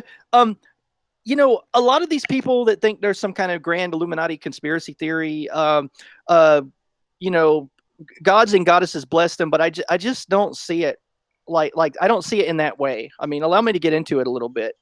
I'm Like, Team Mason. Just to let you know, I'm Team Mason. oh, nice, right on, cool. Team Mason, right on. I was a lowly entered apprentice Mason in Kitten Lodge in Portland, Oregon. But if you don't attend a lodge meeting within a year, they put you on probation. So you're basically like in timeout. I'm in permanent timeout from Masonry right now. Showed up at the revolution, got suspended. Right. Well, whatever. I like those guys. They're nice. The Kitten Lodge guys are awesome. I'm sure there's like people like, unfriending me now off Facebook, and there's people like clicking off the, unsub button or whatever, but fuck them, whatever. Well, man, he's brainwashed just like the rest of them. Oh my God, he laid in a coffin and jacked off for a bunch of rich guys. No, I didn't. But hey, I could tell you what I did as a Mason, but then it'd have to kill me, right? Right. So let's get back into this. Okay. Rich and plutocratic people all have the same agenda, but they don't have the exact same agenda. Their agenda is merely to keep power. They want to retain at least the same amount of power they have. Therefore, they will instinctively act in collusion with one another without having to plan it. So when someone first starts to, flirt with being sentient, it happens to everybody as a teenager at one point, or sometimes it happens when you're 40, or sometimes you stay asleep your whole life. But when you're starting to flirt with sentience, you start to see these interconnectivities. And a lot of people get caught up in the fact that they think there's some kind of grand Illuminati conspiracy because they see all these groups colluding together. But it's kind of like this. You ever walk through the woods and a stick gets a little too close to your eye and your eye closes and you move away from it? Yeah. That's an instinct. People that have power view the loss of that power the same kind of way that we flinch away from that stick. I mean, they're just like, so you start to get groups like, the Bilderberg group, or there are, elitist plutocratic families that want hegemony. Of course they do. I mean, fuck. I mean, according to some estimates, the Rothschild family owns nearly half of the material wealth of the planet. It's one fucking family. Yeah. What? Yeah, I forget what the estimates were, but they're worth in the trillions. Yeah. Yeah, it's close to that. I think it's something like half the liquid wealth of the West or whatever, the Western Hemisphere. But so I'm not saying that doesn't exist, but I don't think there's some grand Illuminati or whatever you want to call them. I think there's hundreds of groups of plutocrats and conspiracies that all want the same thing. They want hegemony and dominance, and we are surviving monetarily on their table scraps at the moment. Oh yeah, even the history of how these people even came to power, especially with the Rothschild family, was a little bizarre how they were financing their enemies, both sides of the war, and then betting on who's going to get the banking system once they get taken over. Mm-hmm. Yeah. Oh yeah, it's the same thing as Monsanto. Contributing an equal amount of campaign contributions and quote unquote favors and magic mystery dinners or whatever they do to politicians on the left and the right. They're hedging their fucking bets. My saint, my ass. Of all the corporations, oh please, gods and goddesses, arrange this for me. I would love it if every shareholder and every corporate head of Monsanto would just in one unifying expression of dignity, just drown yourselves in 5-gallon buckets full of hot monkey shit. Just do it. Just make it happen. I mean, you want to talk about one of the most evil corporations there is out there. I mean, these fuckers are literally vandalizing the genetic heritage of the planet. Oh yeah, You so know? yeah, the damage they're doing is I've said this over and over. You know, a lot of people are like, GMOs have been around a lot longer than you think, bud. And then I get educated. I'm like, well, okay, so I'm not thinking like short term genetically modifying food. I'm thinking 100 years, 1,000 years. These things start interbreeding. They start creating alkaloids that are poison. They start altering. The natural circadian rhythm. Or so not circadian rhythm. That's your brain. But I'm saying the natural harmony within the environment. You're stirring the pot in a way that only if you want to get like religious, so only in ways there's things that should not. These things shouldn't be messed with. Sure. Yeah. Sure. I have a perfect attack and counterpoint to that bullshit propaganda idea that, people have, the thing you just said, people have been manipulating and doing genetic engineering forever. No, they haven't. Not in the way that it's done now. And allow me to explain. What they do now is parallel evolution. And I'll get into that in a minute. But what we've been doing for thousands of years is selectively breeding animals and crops to have specific traits.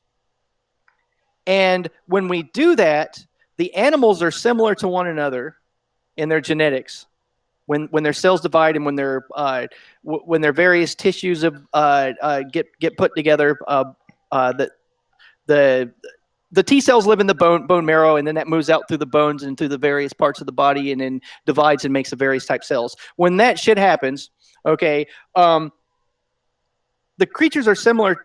They have to be similar enough to one another that they can't cause dramatic changes in the expression of phenotypes. So dramatic changes like things that just don't fit, like a super antibiotic resistant strain of bacteria, for instance, or whatever. Like it just can't.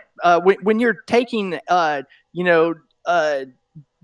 donkeys and horses and making jackasses, you can't get something that's that much different than a jackass. You know what I'm saying? Yeah.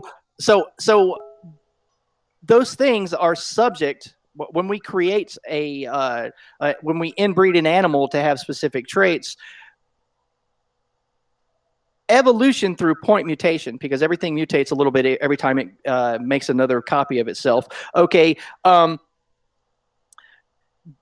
creature is subject to a long-term environmental stimuli that's exerted upon it, and it will change slowly. So it changes in harmony. So that's what happens. Things change in harmony when we selectively breed. Like making corn, for instance. Corn used to be fucking grass. Now it's really huge grass, and the seeds are fucking yummy, and we make almost everything out of it. Fruit roll-ups and fucking pills to, get your dick hard, the lining from them. But anywho, so that's the kind of evolution that we had. Genetic manipulation that we've been doing for years. So what they do now is parallel evolution.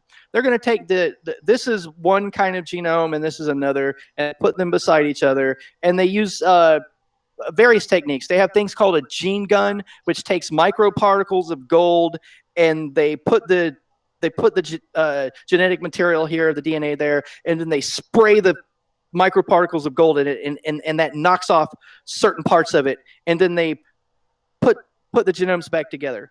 Okay, so they take one creature that's way over here and one that's way over there, and then they switch traits between them. So parallel evolution.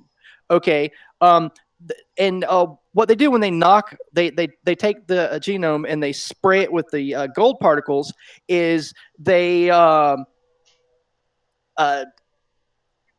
basically tailor make this DNA chain to look like this. And then there's a process called viral recombinant gene resequencing. Now, viruses have these neat little appendages and type, basically like imagine little arms and pinchers. And they since viruses replicate in a very predictable way, scientists have figured out how to make the viruses snip and pinch DNA. So they take this kind of creature that evolved, billions and billions of years differently than this creature, and then they blast parts of their DNA off prospectively, put them back together, put a virus in it, then the virus snips them back together, and then this thing is born. Like Jeep, for instance, goat sheep hybrids. Those are fun. Or there's something called biosteel. Google this shit. They've actually taken the genes of a golden egg spider and combine. They've taken the genes of a golden orb spider and the genes of a goat and put them together, and then they milk the goat spider hybrid, and then they run that through a chemical process, and they have a thread that's like synthetic Kevlar. spiders. It's going to be Kevlar 2.0, but it's going to be like light years ahead of that. I mean, they're going to be able to build suspension bridges that hold cars with cables that are about this big with that shit. Like it's incredible. Like it's the strongest material ever. But, what they don't tell you is that said spider fucking goat, like, they have no idea what's going to happen when spider goat fucking makes another spider goat, and then that spider goat makes another spider goat, because when creatures evolve over billions of years together, they develop a harmony. But that harmony is upset and thrown out of whack when you have this thing, it's got all kinds of bacteria in its gut that's never been seen since dinosaurs were fucking other dinosaurs. Like, they just have no idea the net effect of these creatures, and they don't care. They're just developing a product, So, that's a very long, heady explanation for why I think that the corporate heads of Monsanto should drown themselves in buckets of hot monkey shit, but that's how I feel about it. You seen that dachshund? They changed one gene, growth gene. They can make that thing look like a Rottweiler on steroids, man. Oh yeah, I saw that. I saw that Arnold the dog. That was so frightening. Like, it's a friggin' dachshund, man. Right. That's a Dachshund, the Schwarzenegger version of Dachshund's like a wiener dog. Yeah, man. Just the shit that they're doing, man. Well, there was a group of activists, in France that took on the Monsanto's corporation, head on, and they burned one of their lab facilities. Well, I don't specifically advocate for violence, but couldn't have happened to a better corporation. But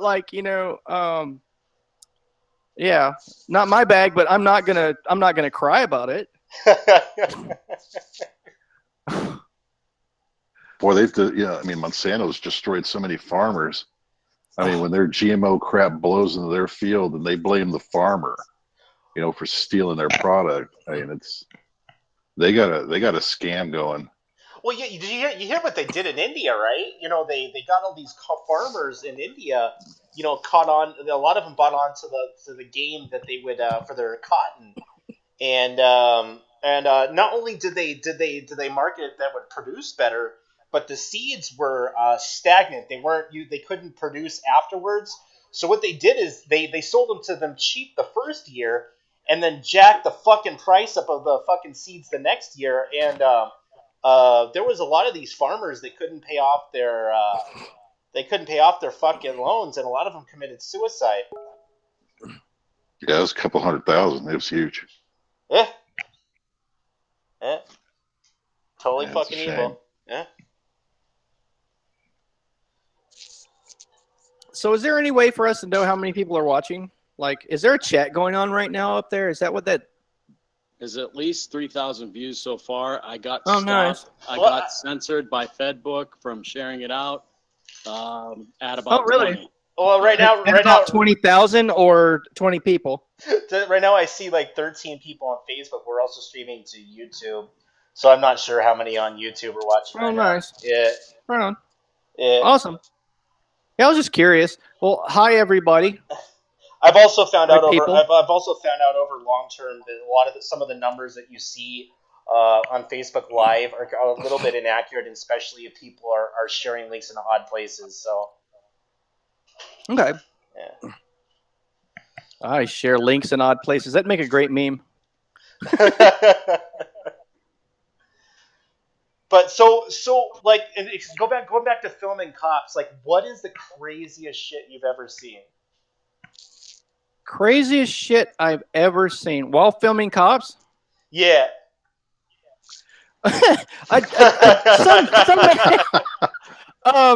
Some stand out more than others. I can tell. Two Halloweens ago, I saw something that just made me die. I don't remember the name of the video, but it's on my channel somewhere if you dig deep enough. I saw the aftermath. I got there as the police were pulling up and pulling the two combatants apart. But it was Halloween, and it was a fight between a flamboyantly muscular gay fella dressed as Officer Dangle from Reno 911, and a muscular dude in a Superman costume. And Officer Dangle just fucked Superman up. I mean, Superman's had a bloody nose. He had a fucked up mouth. Like, it was just amazing. And then just watching blood all over his shirt, just watching the police arrest Officer Dangle in his little brown shorts was just a laugh riot. It was. I was just like, wow. Like, I was thinking, this is going to make 1 million views on YouTube. I'm going to be rich. It's going to make 50 million views. It got like, maybe 30,000 views or whatever. But like, I thought it was fucking hilarious. Crazy shit. The amount of cops I saw at Malheur and the federal response. I mean, you haven't had a pucker until you see 6 MRAPs roll by you, full of paranoid police state goons that are thinking that the militia is going to shoot everybody. Like, that was pretty intense. Yeah, that kind of happens. It's kind of weird. Yeah, the 6 MRAPs will make you pucker. Let's see. Ferguson was pretty intense. Crazy stuff. When I was at Standing Rock, out of all the riots I've seen, out of all the protests I've filmed, out of the NATO summits, the May Day protests, I mean, I've seen cops get hit in the face with bricks. Like, that was pretty surreal. Like, well, it was a brick. It was like, looked like a half of a brick-sized piece of concrete at May Day 2016. 2016 in Seattle, May Day, there was these people throwing Molotovs at cops. And there was a Molotov cocktail that was unlit that broke at my feet, and it splashed gas across my toes, and I looked down at it, and I smelled gas. And I can remember my butthole puckering on that one. That This is like one of those, oh fuck, I'm on fire moments. Like, yeah, because like it splashed gas on my fucking boots, and I'm looking down like, and then it hit me that it wasn't lit, and I'm like, oh, yeah, yeah. It takes a real special kind of stupid to get between people throwing bricks and Molotov cocktails and cops with beanbag shotguns and FN 303s and tear gas. And you're in the middle of it with a camera, it takes a special kind of stupid to do what I do. When you go out to some of these places, are you wearing any body armor or anything like that? Oh, sure, man. I wear gear wise. I wear the same kind of fingerless gloves that corrections officers wear. That have the polycarbonate knuckles, because you get a lot of dings on your hands and stuff. I wear. There's a company called I think it's Spartan. I think it's called Spartan. There's a company that's been making riot gear for years, but they make police riot gear. But I have knee and shin guards that are the same that our RRT squad wear in Portland. I wear those, and that's because one of the common crowd control techniques they use in Oregon, in Portland, is the officers will use their bikes as weapons. They'll kind of grab them and they'll swing them. Yeah. And I find that having armor on from your knees down to your instep is very good for that. But also the shin guards work really great for sucking cock because on the weekends I need to make a little extra money and drop down on my knees. Hey, don't judge, man. Don't judge. Honesty is the key. Honesty is the key. Right. You got to keep it real, man. I got some very powerful leg muscles. No, actually, neck muscles. I meant to say, but actually, honestly, about the armor. It works really well for cinematography. If you're going to film protest on the regular and film arrest, I would highly recommend doing knee and shin guards just because a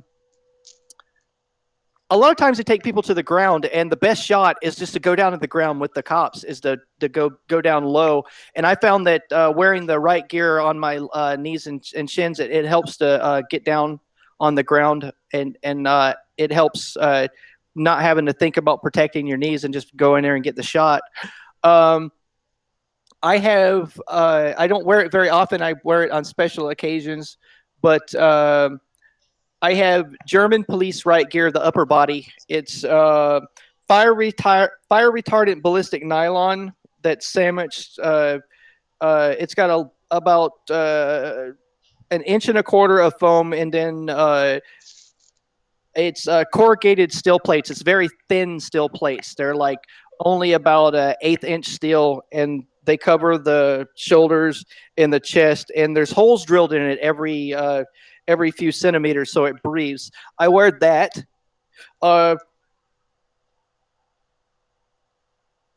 Do wear protective gear. I wear a helmet sometimes. I like to have eye protection. Some stuff works better than others. Any NBC rated or UN or NATO gas mask you can get from eBay works very well. I recommend all the NATO gas mask stuff. A lot of that stuff is great. It's cheap. For cinematography, the type gas mask I recommend at a protest is the full face ones. Those stupid ones, with the little eye holes, the old Israeli ones. Those look really great, in your when you're shooting glamour pics of yourself when you're doing, riot selfies, in front of riot cops and stuff. It looks really cute, but like you have these little eye holes. I'd rather be able to see. So a full face gas mask is preferable, especially if you're going to be doing it as a videographer. So that's some of the gear I wear. What about the inauguration? Were you there? In DC? Yeah. No. There was 2 weeks of almost riots every day. And it was either an almost riot or a riot every day in Portland after the announcement of his winning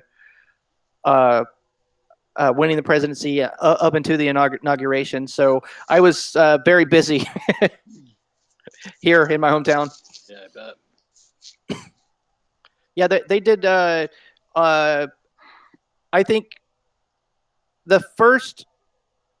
the night after his inauguration, not the inauguration, the announcement when he was president-elect, there was $1 million worth of property destruction of banks and other large corporate targets in downtown Portland in about 5 hours. It broke my heart, really. I cried like.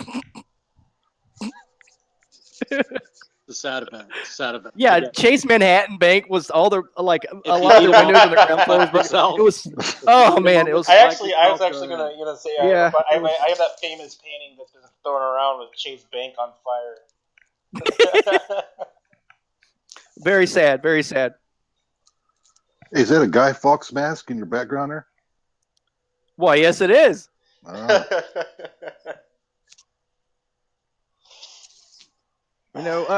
There's a variation of one of the lines from V for Vendetta that I liked quite a bit. It was all, how'd that go? Remember the September 11th, the government treason and plot. I know of no reason why government. Oh, remember September 11th, the government treason and plot. I know of no reason why government treason should ever be forgot. I like that variation of the line that V was said in. I like that revisioning of that idea. I don't know. I was one of those guys. I was one of those 9/11 was an inside job guys. Because come on. Come on. All right. Show of hands. Who believes that bullshit story they fed us? Come on, show of hands. No, what? No, I don't. Okay, well, just curious. Just put it out there. Nah. I'm sitting. Oh man, I'm sitting there on my bed, like I was asleep because I'm an afternoon sleeper. I'm like a vampire. But like, I woke up, and I thought it was a dream because it was like it was raining. There's a businessman raining out of a window. I just woke up and like I saw a guy falling on the news. I'm like, what the hell is this? There's a big building on fire in New York. I'm like, oh, okay. I remember seeing. I remember it was like one of my during my drug using days. I was like in rehab and everybody's freaking out and I'm like a few days sober and they're you need to see this shit and I was like so we're watching a movie, right? Yeah. I thought it was a fucking movie. Yeah. Yeah, none of the shit. It seemed like something out of Die Hard, Oh, sure. That's very funny. I did a lot of activism. I traveled to New York twice to feel. They started something called the Feel Good Foundation, and they were raising money because the government raised billions. Actually, I think it was like $2 or $3 billion, some crazy amount. Maybe it was 100 million. It was just some insane amount of money to help with people that were first responders that got respiratory illnesses. But then they started not giving them the money, because I don't know why, but it was just a big thing where they weren't giving them the money to get their medical treatment. So I was participating in a lot of charities and activism to try to raise money for them back in 2008 and 2009, I believe. And I heard a lot of stories from a lot of the firefighters that responded. And more than a few of them told me that it seemed like what happened in the lobby of the World Trade Center, like the North Tower, I think it was, looked like something out of Die Hard. Because at one point, and I was told this by multiple New York City firefighters. Scene like that. There's a scene in Die Hard where elevators blow up and fireballs come out of the elevators. And that's precisely what I was told happened by these firefighters. You can Google the oral history of 9/11. See, the U.S. It's been so long since I've done any kind of activism about 9/11 truth. Like, wow. But yeah, there's something called the Oral Histories of 9/11. You can find that online. And the Port Authority of New York are the ones that stored all the data for the 911 communication, and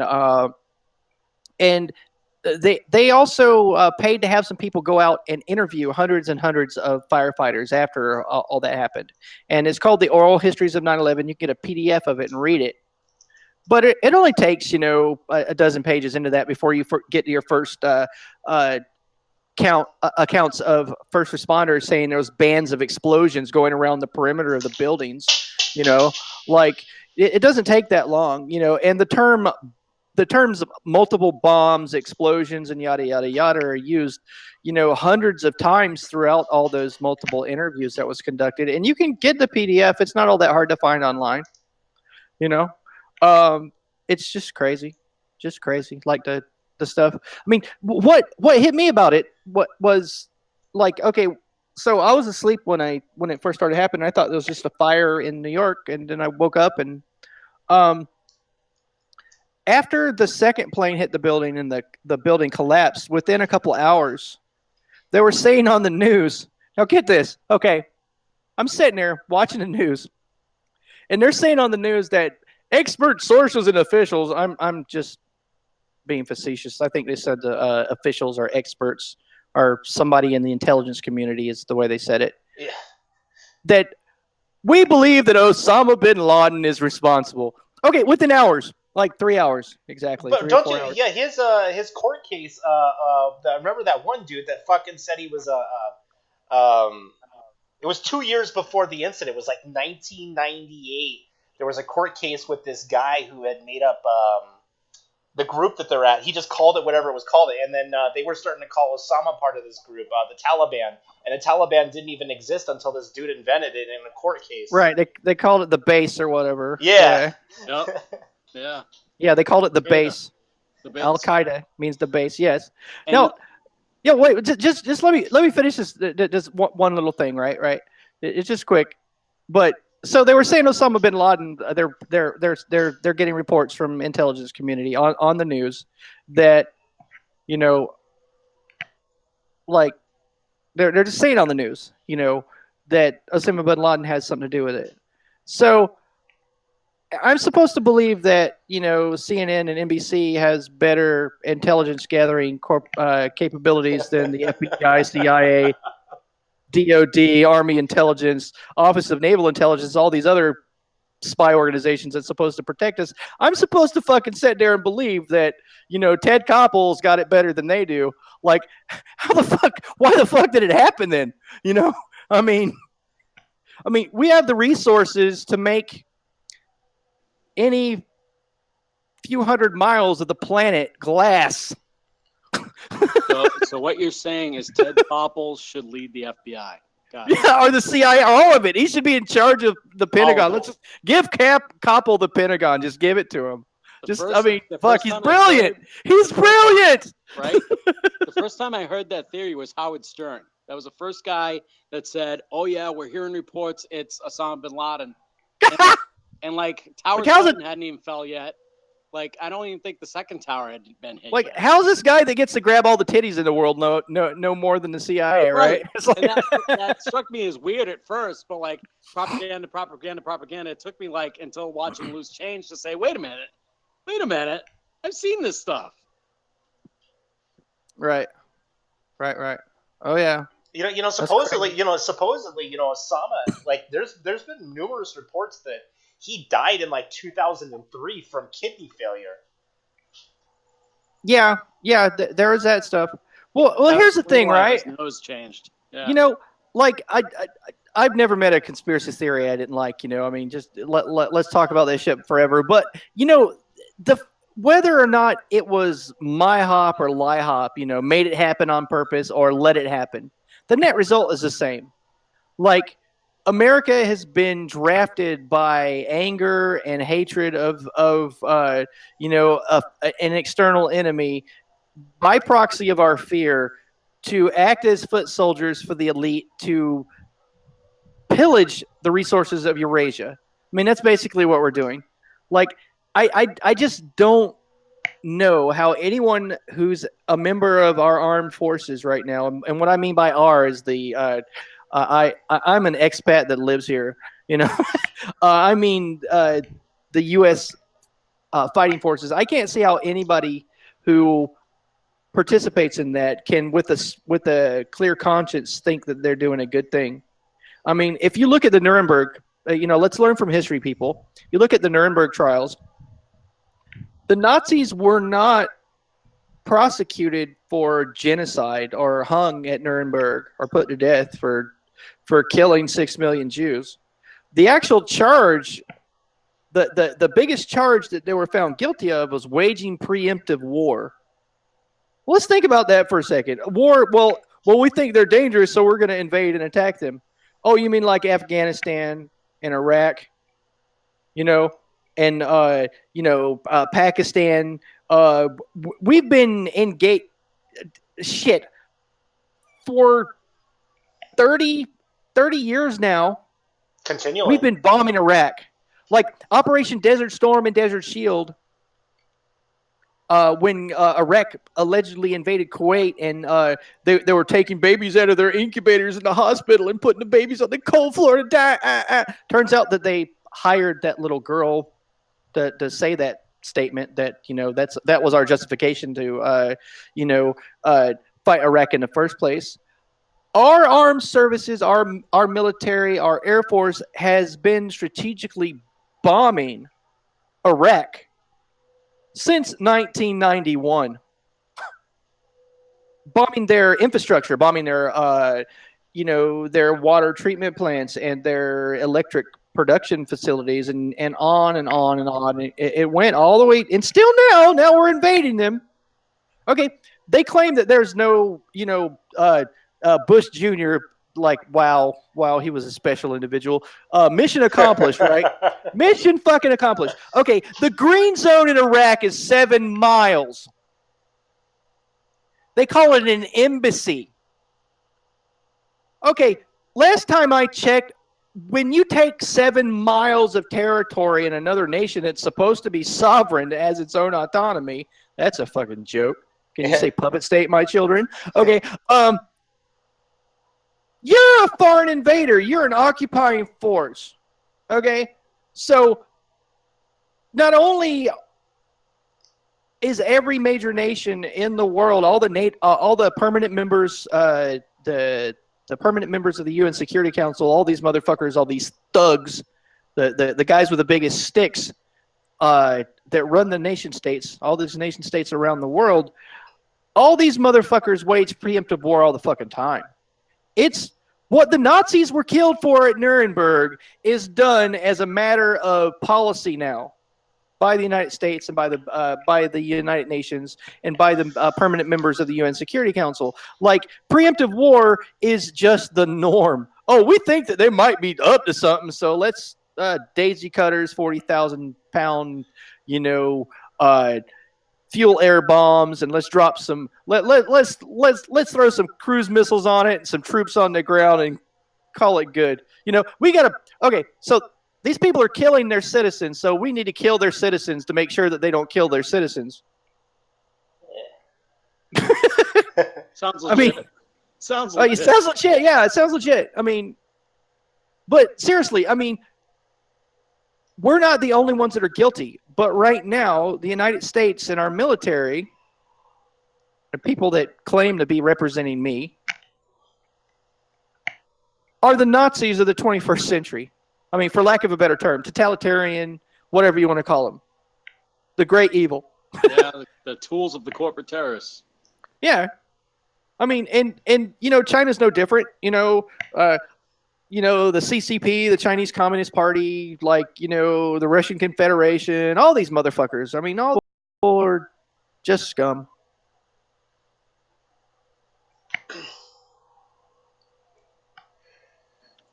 True story. True story.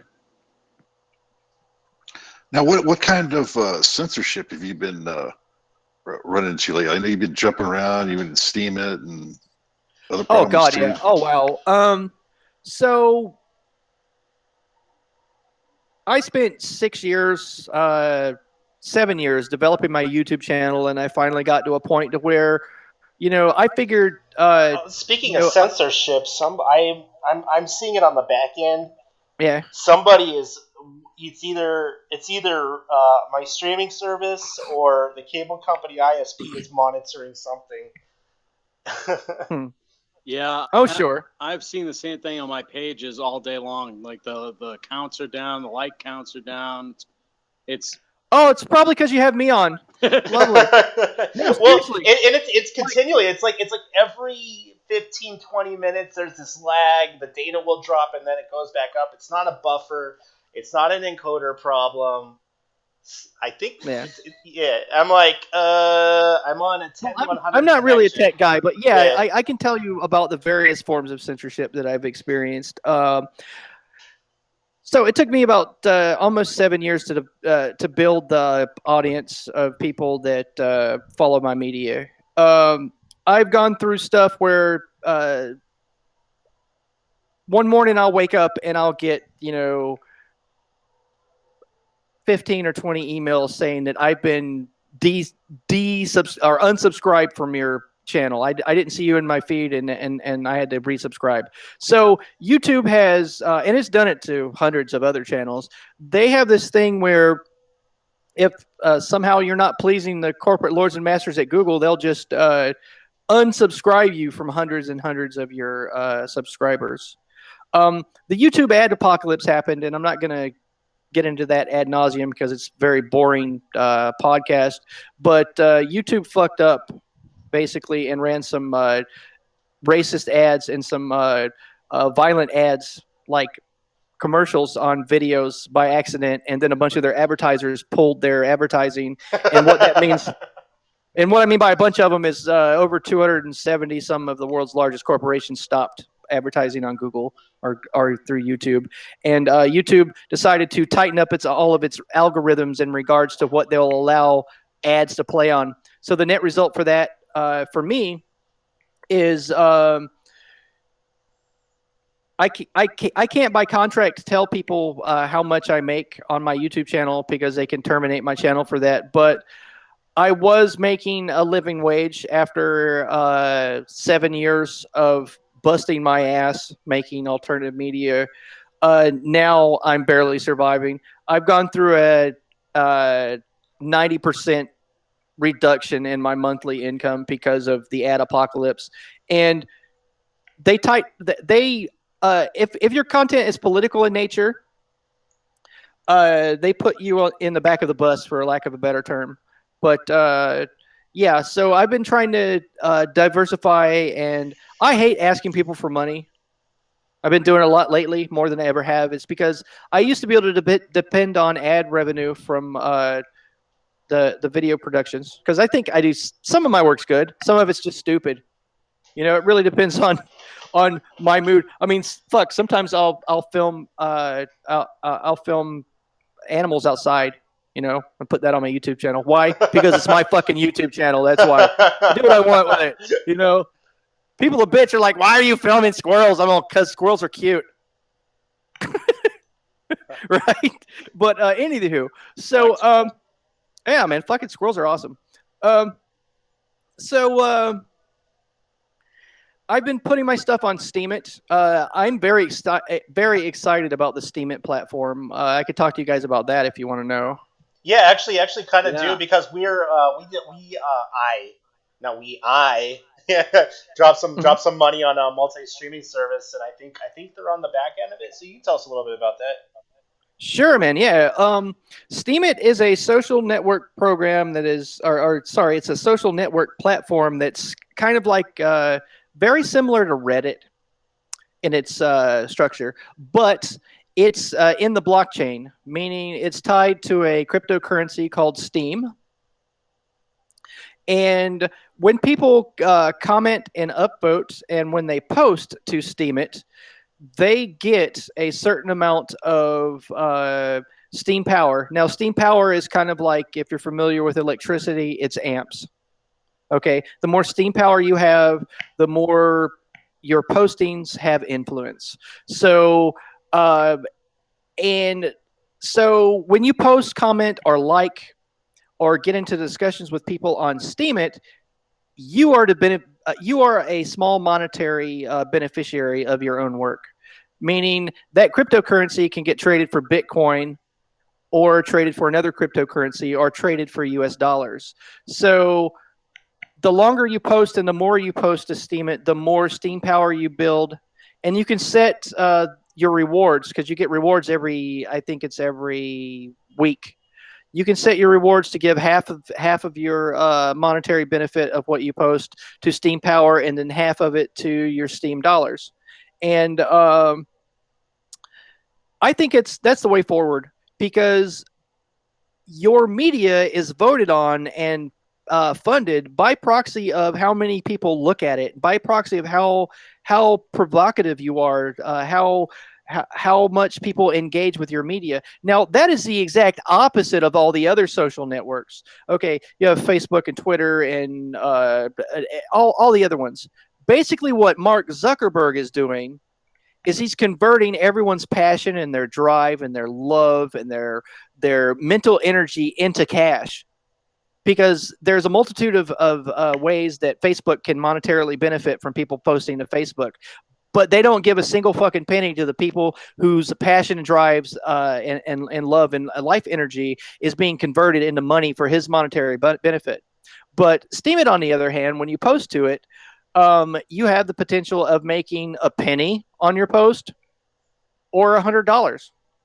You know, I've only been on Steam a couple weeks, but I've been transferring. I'm lucky. I have a lot of content I can share. I've dumped a few hundred videos onto Steam so far, and I've only made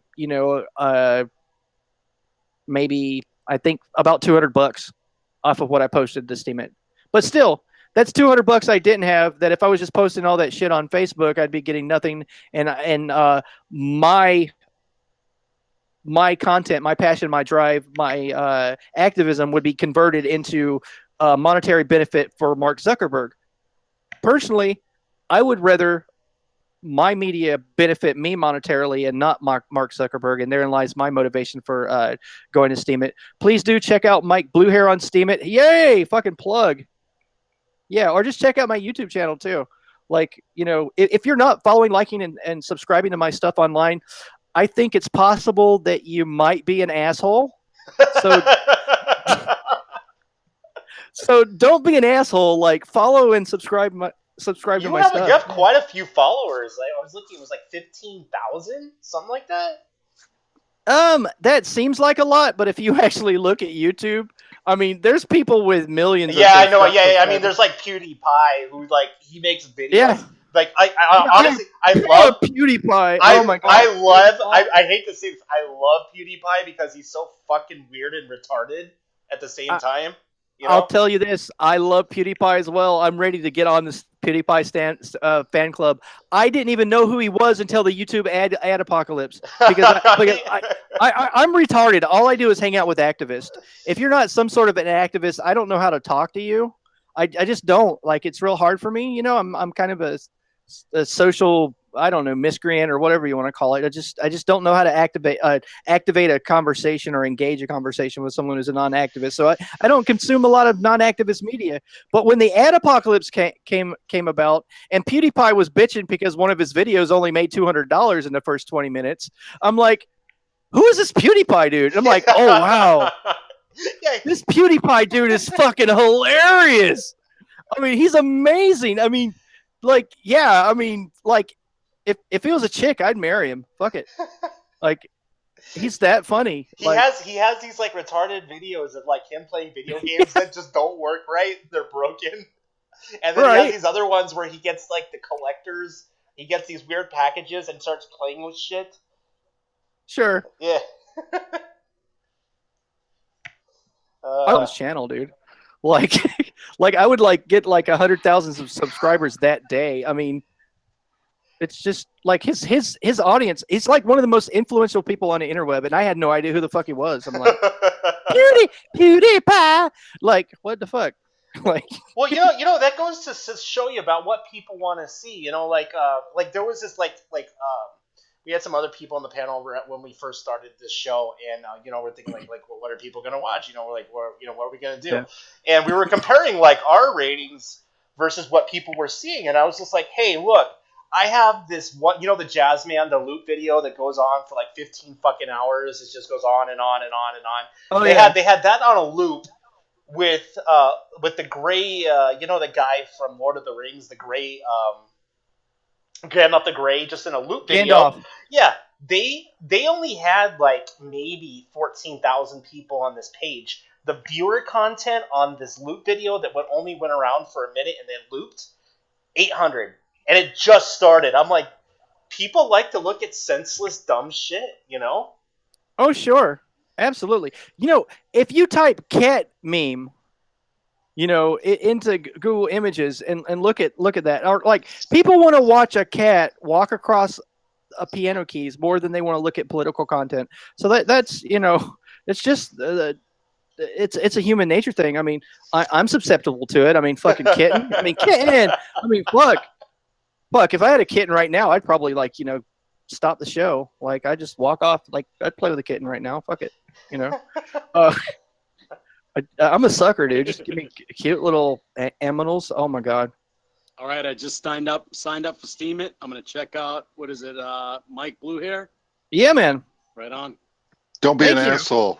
Yeah, don't be an asshole. You're like, fuck Mike Bluehair. Fuck him. Oh, dude, no. Please hate me. Like, you don't get it. Like, I shouldn't say this out loud, but haters equal money. Like, Yeah, I've had viral videos, and they're all because of haters. Thank you, haters. I love you so much. Because when they make comments or even thumbs down, the Google rating of the media goes up. So, like, if you can get like 1,000 people that really, really hate you and they're bitching about your content, what they don't understand is they're giving you money when they talk shit about you. It's because it's seriously, Google ranks it higher. So, you know, on when you're looking at a YouTube video and the little row of videos here on the right, Yeah. your video is more likely to be towards the top of that if there's more people talking shit about you, or like so. I mean, please hate me. Like, yeah, I'm evil. Just, oh god, Mike Bluehair. I'm a child molester. I'm evil. Just talk shit. Just do something. like Well, make good, up a good story. timing. I actually just unblocked all 1,000 blocks we had on our Activate Now page. So I have finally dropped my block finger. I am solid. Watch that. No, I'm serious. Watch your reptilian hater will come back. Yes. Ed is really a reptilian. Oh, I love that one. That one's fun. The David Icke stuff. Oh, that's great. That's great. Yep, that happened. Yes. Yeah, the shape-shifting reptilian aliens inhabiting the bodies of world leaders. That's a good one. That one's fun. Or what about these flat Earth fuckers? Okay, I'm sorry. We had a I'm flat. sorry, you people. Go ahead. You people are fucking stupid. Okay, I'm sorry. Okay, there's college students that have gotten weather balloons and attached fucking GoPros to them and just like sold them up.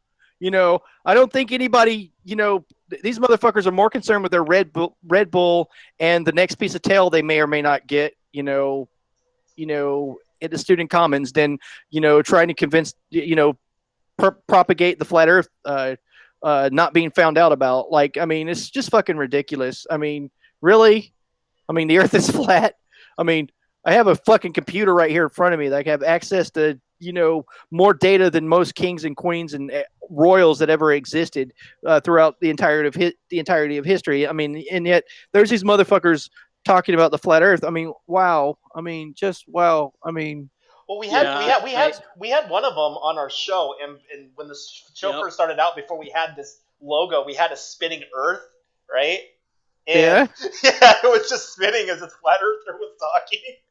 And I kept on, like, I don't know if anybody caught it, but I was kind of like trolling him a little bit. I was, you know, putting 3D pictures of globes and stuff, and you know, he was one of our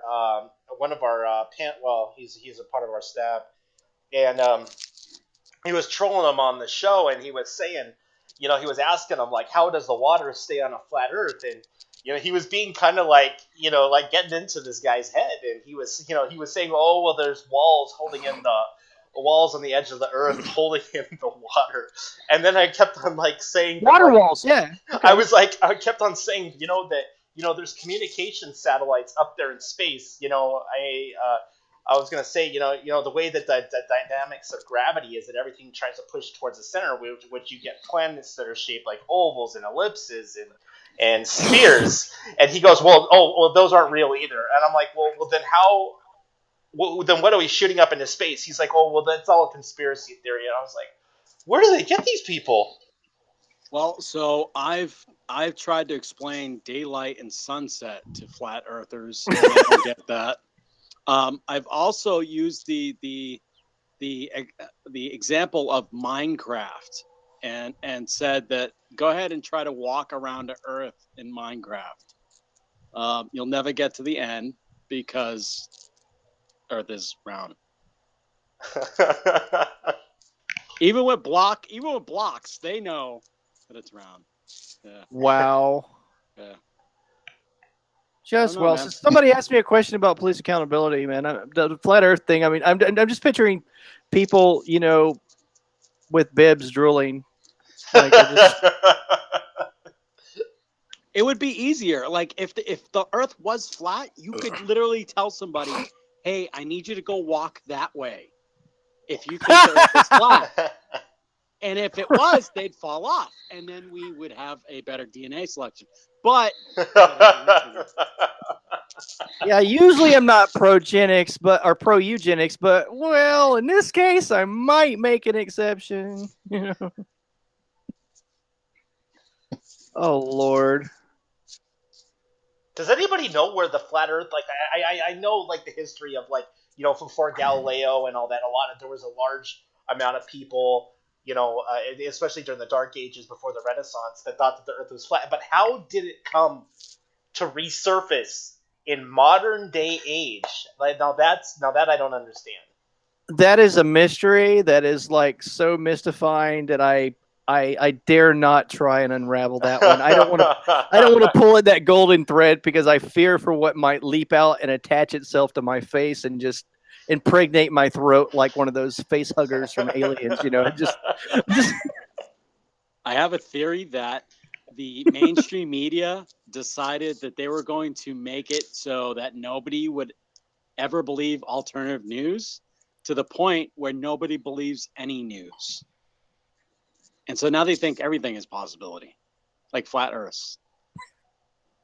Yeah, to make it all discredit it, you make it all fake. Yeah. Yeah. It's all fake news. Yeah. Oh, by the way, my email is mikes6077@gmail.com. And if you're not donating money to my PayPal, you are in fact an asshole. I'm using that. I'm stealing it. Hey, man. Take it, man. It doesn't belong to me. There's plenty of assholes in the world. Oh my God. No, but seriously, like, if you support police accountability, there's a multitude of ways you can help me out. Just check out Mike Bluehair on YouTube and look under all the videos. You can find plenty of e-begging there. You can also donate to your page via Bitcoin, right? Yes. My Bitcoin address is under a bunch of my videos. There's also a QR code that I put on the front of the video, so you can pause it at the end and just scan the QR code.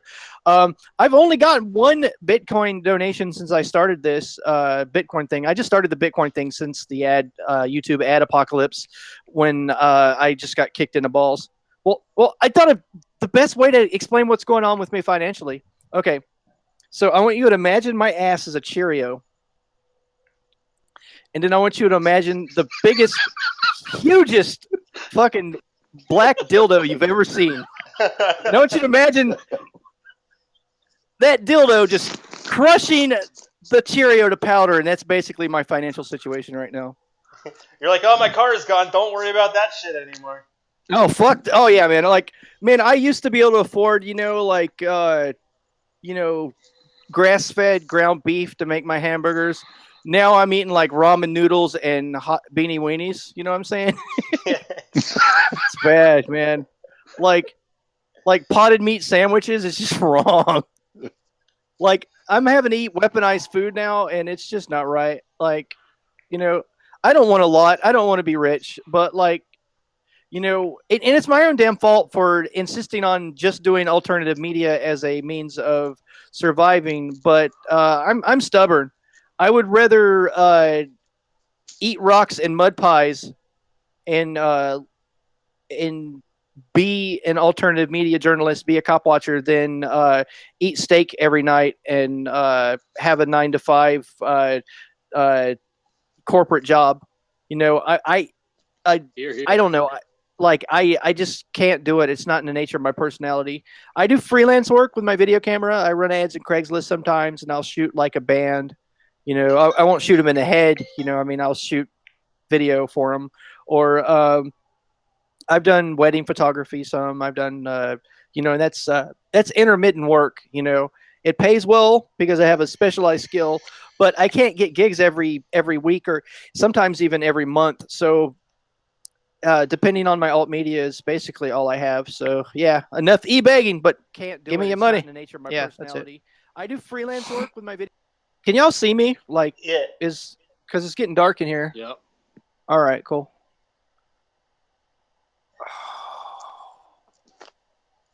So tell me about you guys. Like, What are you guys about? How long you been doing this radio, video podcasting, or the vlog or whatever? Like, how long you guys been doing this? We've been doing this since February. It was actually like I'm not the original guy. It was another guy. It was actually supposed to be. It was supposed to be a joke.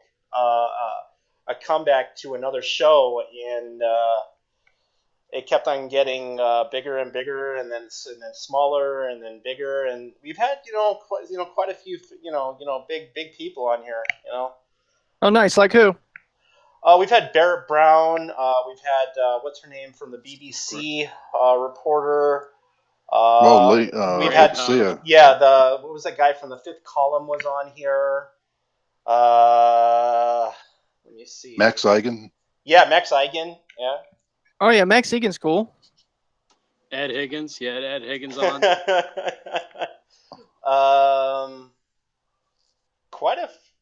don't know. I mean, there's been a lot over the time. Oh, nice. we had Barrett's lawyer. He was cool as fuck.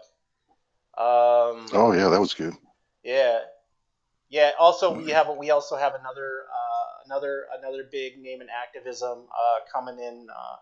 Hypothetically, on Tuesday, we've had whom? I can't. Not until they confirm everything.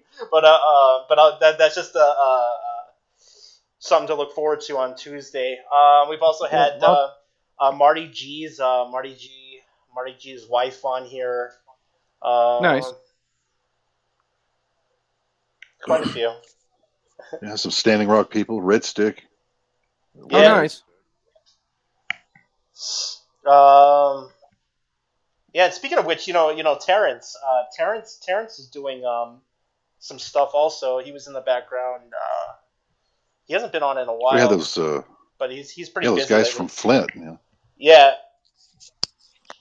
What was the name of that camp? Camp. The Wolves Den. Wolves Den. There you go. Yeah. Yeah. Yeah, that story kind of dropped off. They arrested.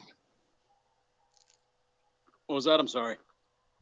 Oh no! They had all those arrests, but then that story kind of dropped off the map for some reason. Yeah, they're now the Wolves Pack instead of the Wolves Den out there. Yeah, the people are just kind of like, they're like, what else can we do? We're just waiting for the city to take away the rest of our water while we're waiting for pipes to be put in. Most of them are going to have cancer of some sort. It's just sad. I don't know. Some of the scariest shit I've ever heard? What's that? The term private or what is it? Public-private partnership. Like when corporations and government work together, like that's when you know that, Mr. Shit is about to just throw himself into Mr. Fan. I mean, that's one of the biggest problems. We have corporations that are predominantly from other nations buying up municipal services in the United States. I mean, we have Chinese corporations buying water, infrastructure. We have, companies from Russia buying garbage or sewer infrastructure and getting the contract to maintain the sewer of someplace in Iowa. I mean, these people don't give fuck all about somebody who lives in Iowa. I mean, and like that's the problem. Benito Mussolini, one of his famous quotes that's attributed to him. I don't know if he actually ever said it, but it's a great quote. Fascism is the marriage of the corporation to the state. I mean, it's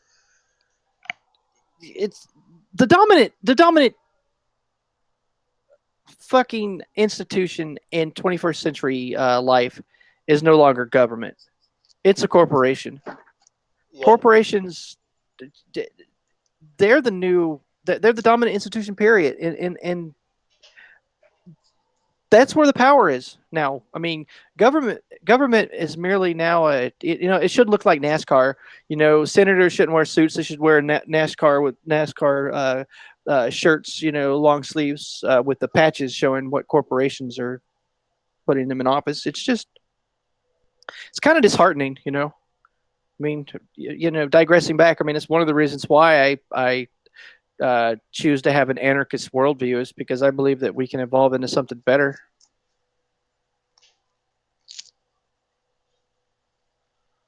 So how many hours have I been talking, man? 3 hours. 3 hours. Wow. Yeah. Well, 2.5 to be exact. Yeah. Wow. You guys think you can give me a day pass to run over there and grab something out the fridge right quick? Maybe like. Yeah. I also wanted to talk about this a little bit. This is something. I'm gonna grab a quick snack, but you talk. Wait. I'll talk about what you want, and then I'll go get a quick snack. So this is breaking news. Malware. What's his name? Malware Tech was arrested within the last 24 hours by the FBI at DEF CON. He was also one of the guys that stopped the further infection of the WannaCry virus. There was some paperwork filed against him. He is a UK citizen. That he was involved with another crypto virus, which is absolute bullshit. This guy pretty much stopped the further infection that affected mainly was Europe. Europe and parts of the small parts of the U.S. was basically a lot of the medical industry. And this guy stopped it with a server, and now is arrested by the FBI. They don't know where he's at. I mean, you guys can always. I assumed because he's in DEF CON, which is in Vegas, that he might be in Clark County Jail after they took him to the FBI office. Well, yes, the FBI office is right across the street from the Ashurian Tech Center where I used to work at. So that's where cybercrimes is. So he's probably there. I don't think they would ship him back to Clark. You think? Well, I don't know how it goes when you get arrested by the FBI. So I don't know. I've never been that big, But they take you to like a regional Fed office. I don't know where that'd be up there. Yeah, they wouldn't take him straight to a federal prison. They would put him in. I assumed they would put him into a holding center up until a trial, and I just assumed they would throw him in the county, and put him in PC. That's just me, but I don't know. I don't know how it works with federal crimes. Well, no, like up there in Oregon, I think they took him up to Portland. I can tell you how it works in Oregon, but it's going to be radically different everywhere else. Well, how would it work in Oregon? It would work in Oregon. They would keep you in a county jail, and like you said, they will put them in protective custody, or they'll put them in an individual cell by themselves. They would keep them in a county facility. The sheriff's department would be watching them. Let me see if I got the number to Clark County Jail. I put it in the chat. If anybody wants to look for malware, I'll pull up his. I'm not sure if I have his real name. Let me see if I got it. So you guys cover a lot of hacking type related news, yeah? Not all the time, but sometimes we do. We were covering a lot of the stuff that was leaked on to about WikiLeaks. A lot of the CIA stuff that was coming out, or the like stuff like Cherry Blossom and Kangaroo. Nice. Main chat. Let me see if I got the Clark. All right, I got the number here. It's 702-671-30. All right, I'm getting a snack, man. You guys don't want me when I'm having a low blood sugar thing. You can also find him on Twitter. His Twitter handle is Malware Tech Blog. Here's the weird thing is that he posted yesterday. Nobody could find him. It was yesterday, August 2nd, and then people were looking for him. They thought he was at the U.S. Marshal's office, but he wasn't there. Now we have where is it? Where's the paperwork that was filed? Hacker News. And it seems like the reason they're using is something about a bank hack that happened in 2014. Is that? Yeah, they're saying that he was involved in that. So here's the thing: I have this hypothetical. It's called "How to Rob a Bank," and the second step is that you don't tell anybody. If he knew that there's a possibility that he could be arrested in the United States for this, he wouldn't have come here. And they even set it up like 3 weeks ago. They had this. I believe they released an article saying, "Hey, we got a warrant for this guy." Blah blah blah. I don't know. Maybe some Mission Impossible thing. Or he thought he could duck in, duck out. Yeah, I'm looking at the document cloud. They have paperwork by the DOJ that was filed. Oh, they changed it. Oh my god. I guess this is live. Somebody just updated this shit. Wow. Yeah, I saw the paperwork filed. The DOJ for immediate release. Well, it was posted to the group earlier, so yeah, he was charged in creating the Kronos baking Trojan. The paperwork was filed July 11th, 2017.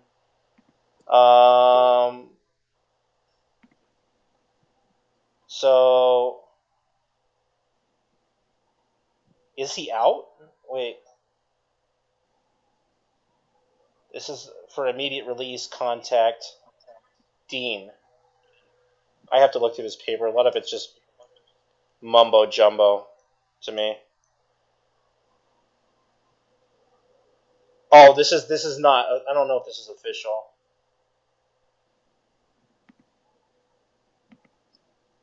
Oh, this is an email to the DOJ. Okay. Well, more info to come in the pursuing hours. I heard that they were getting illegal. I heard they were getting a crowd. What do you call it? A funding. Or they're trying to get money together for him for an attorney. They might have already raised the money by now, but still, this guy stopped a lot of shit. Why are you putting him in fucking jail? I don't know. Well, so that leads me to believe that if he wasn't part of this, that it was us that did it in the first place, which is what I think anyway. Yeah. And then he just stopped it, and he shouldn't have, from their point of view anyway. I have this feeling like the CIA lost their tools on purpose. You think? Yeah. Yeah, or they're kind of butthurt because they had good money invested in that ransomware and it all caved in on them.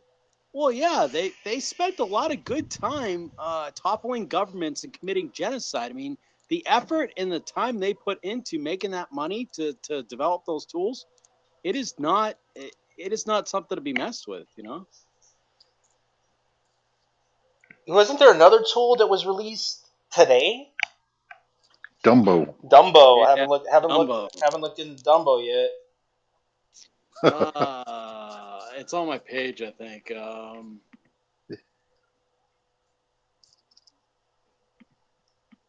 Let's see what Dumbo is. Dumbo. Well, these agencies are financing these software shops, and I mean it's like an industrial operation. When you got 70,000 employees doing this shit. Yeah, I mean they're just cranking it out, man. I mean, you got that many hackers, going after something. I mean, they're going to come up with some code. Well, and it's kind of funny seeing like CIA docs littered with like lull speak and like just regular hackers like talking. I don't know. It's fun. Let's see. Takeover webcam. Oh yeah, webcams. It was this tool to turn on and off webcams and control them. Yeah. Yeah. Apparently, Mark Zuckerberg had a lead on that. Shut off his camera on his laptop. Yes, I'm back. Yeah, I mean, webcam hacking is not that hard. I mean, essentially, a lot of people leave the main password and don't ever fucking change it, but still, CIA developing tools to turn off and on and manipulate. I put a piece of tape over my shit. Well, there was that famous picture, I think it was after Zuckerberg bought Instagram. What was that, 2012, 2013, and there's a picture of him with tape over his camera and the microphone. Yep. Because he knows. He's part of the Brotherhood.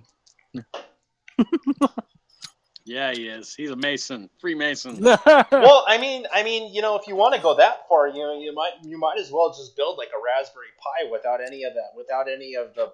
Well, that's not true because they would get you on the network interface card, but still, I mean, at least they wouldn't be able to see and hear you on command. Holy shit! I'm talking to tech people. Wow, I should like get you guys' help.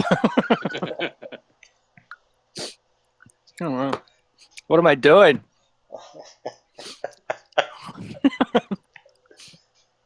No, you know what I'm happy about is I was waiting for years for YouTube to allow live streaming directly to them. I'm very pleased with the outcome, even though I'm Google slave and YouTube sucks and they're demolishing that Cheerio still, but they're the biggest game in town. That's the sad thing, I mean, like I get auctioned off at a digital slave market called YouTube, and I have no choice. They're the biggest game in town. Like if I want to do alternative media, they have no competitions. I am putting a lot of my stuff over on VidMe. I have to say that their customer service and the way that VidMe responds to and talks to and interacts with the content creators is just wonderful. When you put your digital media over there on VidMe, you're not going to get a lot of views because they're a very small platform, but they're growing really fast. I mean, people are shifting over to VidMe at an accelerated pace, and I'm very pleased that that's happening. YouTube needs more people competing with them. But, wasn't VidMe that guy, the independent activist who created VidMe because of YouTube and shit like that? I honestly am not sure. I just got my panties up in a bunch over the ad apocalypse, and I started just dumping my video content everywhere I could think of. And I'm just telling you my personal experience with VidMe, which if you have a problem with YouTube, good luck getting Google on the phone. They will not interface with their content creators at all, really, except to tell you that you violated a terms of use a policy, give you a copyright strike or something like that. But they're not gonna help you. You know the stupidest shit that YouTube does. Instead of deleting whole contents of video, what they will do is they mute it out if it's copyrighted material, but they'll leave the video there. I'm like, well, why not just delete the whole fucking thing if you're gonna do that? I mean, that could be like half the fucking video, Right. Yeah. It's ridiculous. And the reason why that's done is because it's a AI. It's a algorithm and a program that does it automatically. So many thousands of hours of video gets uploaded to YouTube every day. Like it's some huge number, but they can't do it with humans. They can't manage it with humans. They have to use computer programs. and it's a very ham-fisted system, and it's gotten even worse after the apocalypse. But hey, one of my cop watchers, I'm trying to get bailed out of jail. I've made to get him out, and I've made Robert West's bail fund. Last time I looked at it was at $950. And if people would like to see a lovely video, where has a link to a donating thing where you can contribute to my bail fund, that'd be awesome. I'm trying to get a buddy out of jail. It's a lovely video as I made as a personal fuck you to the DA of Portland, Oregon. It's called DA Rod Underhill Bail Jacking Pig Fucker. That's DA Rod Underhill Bail Jacking Pig Fucker. So if you check that out on YouTube, after you're done laughing your ass off,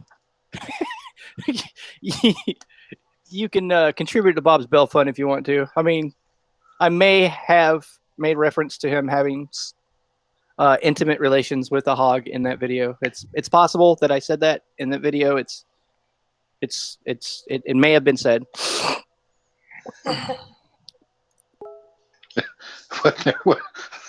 That guy had one, did he? It was some cop told him he was going to take that camera and stick it up his ass. Oh. Oh man, the shit that I've gone through while filming is Who was that guy that wasn't he pointing like an M4 and then you were calling him like Officer Ass? What's your name, Officer? Oh, Ray Elbers. That's a fun story. Yeah. Okay, so my first night in Ferguson, there's just absolute shit shows going on the street. I mean, the police are announcing over a loudspeaker that all the media must go to the designated media area, and that was a parking lot with a scale-proof fence around it that they were herding the corporate media into. They would announce that over a loudspeaker when they went to kick the shit out of people. But anywho, so shit was being kicked, and I was standing around, and I was in a semicircle with Alex Jones's news crew from Infowars.com and a few live streamers. Tim Pool was there. I love Tim Pool's work. That guy's awesome. Anywho, Officer Ray Elbers, during the Ferguson riots, in front of me and a few dozen other people with cameras, aims his AR-15, it looks like to me, or M4. It is an M4, actually, carbine. And he scans the horizontal plane with his rifle and pauses on this black kid for a second and goes and says to the kid right in front of me and all these other media folks, "Get back or I'll fucking kill you." And then one of the journalists says, "You're gonna kill him?" And he's all, "Get back." And then the guy said the black kid that he said he was gonna do this to said he threatened to kill me. And then one of the journalists asked Ray Elbers, "What's your name?" And he's all, "What's my name? My name's Go Fuck Yourself." He's all, "Okay, officer, go fuck yourself." So from that moment forward, when that dumb pig opened his mouth, he shall ever be known as Officer Go Fuck Yourself. So if you Google search officer or hashtag Officer Go Fuck Yourself, you can see Ray Elbers threatening to murder a black kid in front of me. That video, not my particular version of it, but I think I have the best version because it's mine. Many of the videos that was shot went around the world multiple times. It was a multi-viral type thing. I actually testified against Officer Ray Elbers of St. Anne Police Department. I was a state star witness against him. Got 3 years of his pension taken away, and he no longer has a state license to work in the great state of Missouri as a pig anymore. That's one of my little, if I was a fighter pilot as a cop watcher, that would be one of my little, decals on the side of my plane. Yes, I helped get Ray Elbers fired. Fuck him. Cops ought not to be threatening to murder people with rifles. You think? Yeah. If I had it my way, no cop would have a gun. In fact, there would probably be no cops. Shit. Did you see that video that was been going around where they have the guy? I don't know where he is. He's in a Wait. I think he's in a police. Gotta run, go pee. I'm sorry. There's a video that's been going. I don't know. Maybe you guys seen it, where he's in a police holding center or whatever, and there's one cop holding a towel, and there's two other cops like holding him down where they can't get a contact, and there's a guy getting tased in the stomach, and they're telling him as he's strapped into a chair to stop resisting, and then they're tasing him in one leg and then the other one. That's to me, that's just a form of torture. That's what passes as good police work nowadays. Shit. That's sad, man. Yeah, I'd like to get to the point where we have a peace force instead of police force. I just don't know if that's the way that the war industry wants it. I mean, I gotta think that there's some creepy Withers type guy in like a basement somewhere, like thinking up how cool it would be to have U.S. citizens warring against each other and how many bombs and tech they could sell, and it'd be like Call of Duty USA, Well, a lot of the militarization of the police, at least I saw it, was after what was it, the shootout that happened in Up in Dallas? No, there was a bank shootout. Remember, the guys had head-to-toe body Kevlar, and that North Hollywood bank robbery. The North Hollywood bank robbery, and they couldn't pierce so what they did is they went to a local gun store and borrowed some guns to knock these guys out.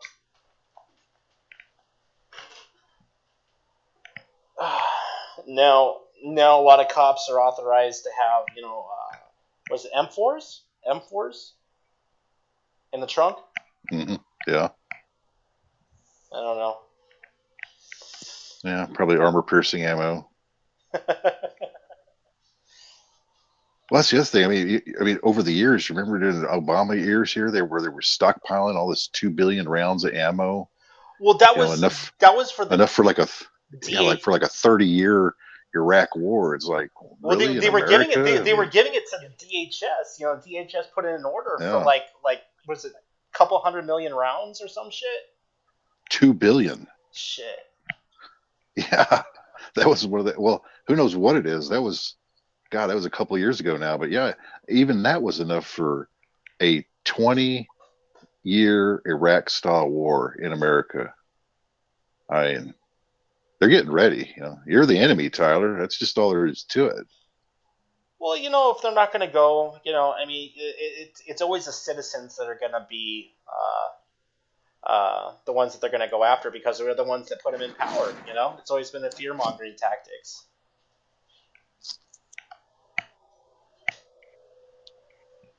Yeah, they're using AP ammo too, and hollow points. I mean, they're not just they don't follow any conventions. Oh yeah.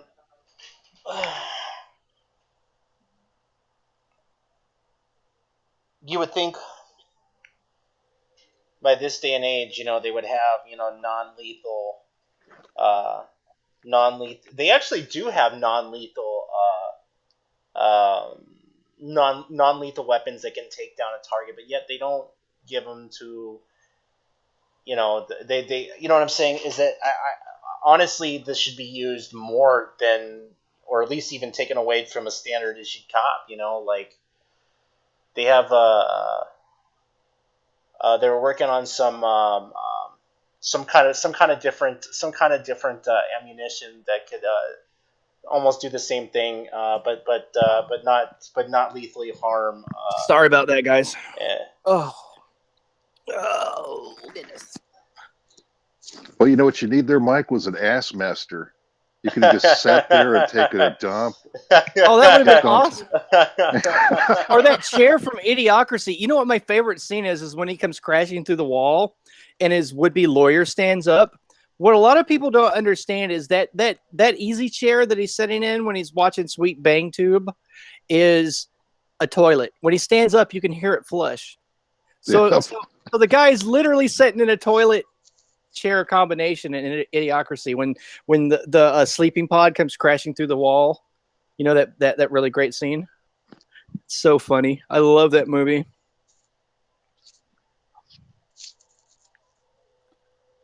Yeah, it's better for productivity. See, you wouldn't have to walk away and go to the bathroom. You just done it right there. Yeah, but what we're talking about, was I think they should, this is just me, but a lot of people don't see it the way. It's just disarm the cops. I got the laughing faces. Yeah, What kind of that's hippie radical, world, man. That is what radical. kind of hippie world do you live in, right? The planet hippie. Well, I mean, technology has come around a lot further. Non-lethal ways of taking down a suspect is out there. What are they doing around? What are they doing with lethal rounds? Well, yeah, but you know what? If they had a gun that would just freeze you in place, they'd freeze you in place and then kick you in the balls until you're dead. Yeah, like, that's true. It's a human nature issue. The real solution, I believe, would be a social issue. It's what is it about a uniform? We need to ask this of ourselves as a society. What is it about a uniform that allows someone to displace their morality?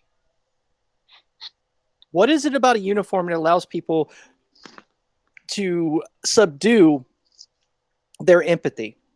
And if we can, figure that out as a society, then I think it would be a step in the right direction. Because seriously, I mean, if they had any kind of sci-fi technology you can think of, the end result would be the same.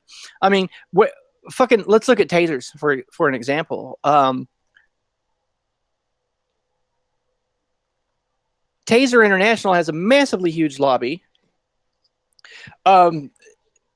At first, when states gave their cops the ability to use tasers, it's outright stated in the laws, in the phraseology, that it was meant to be used as an alternative to lethal force.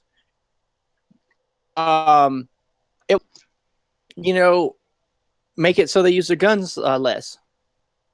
Not only has police shootings not gone down since tasers have become so ubiquitous, they practically have a chair you can sit in and they'll press a button and it'll zap you. I'm being facetious, but not by too much, because they do have a taser belt that inmates can wear that they can just press the joy buzzer and have you flop about the ground like a fish.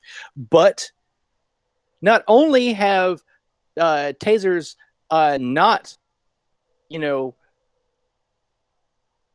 brought about this new era where cops are using their sidearms less, and there's more shootings, and people are being tortured with tasers. Cops are using tasers now for pain compliance, and pain compliance is a fancy way of saying torture you to do what I want. The cops will put people in the back seat of their car and say, "I'm going to tase you in the balls if you don't tell me X, Y, or Z stories about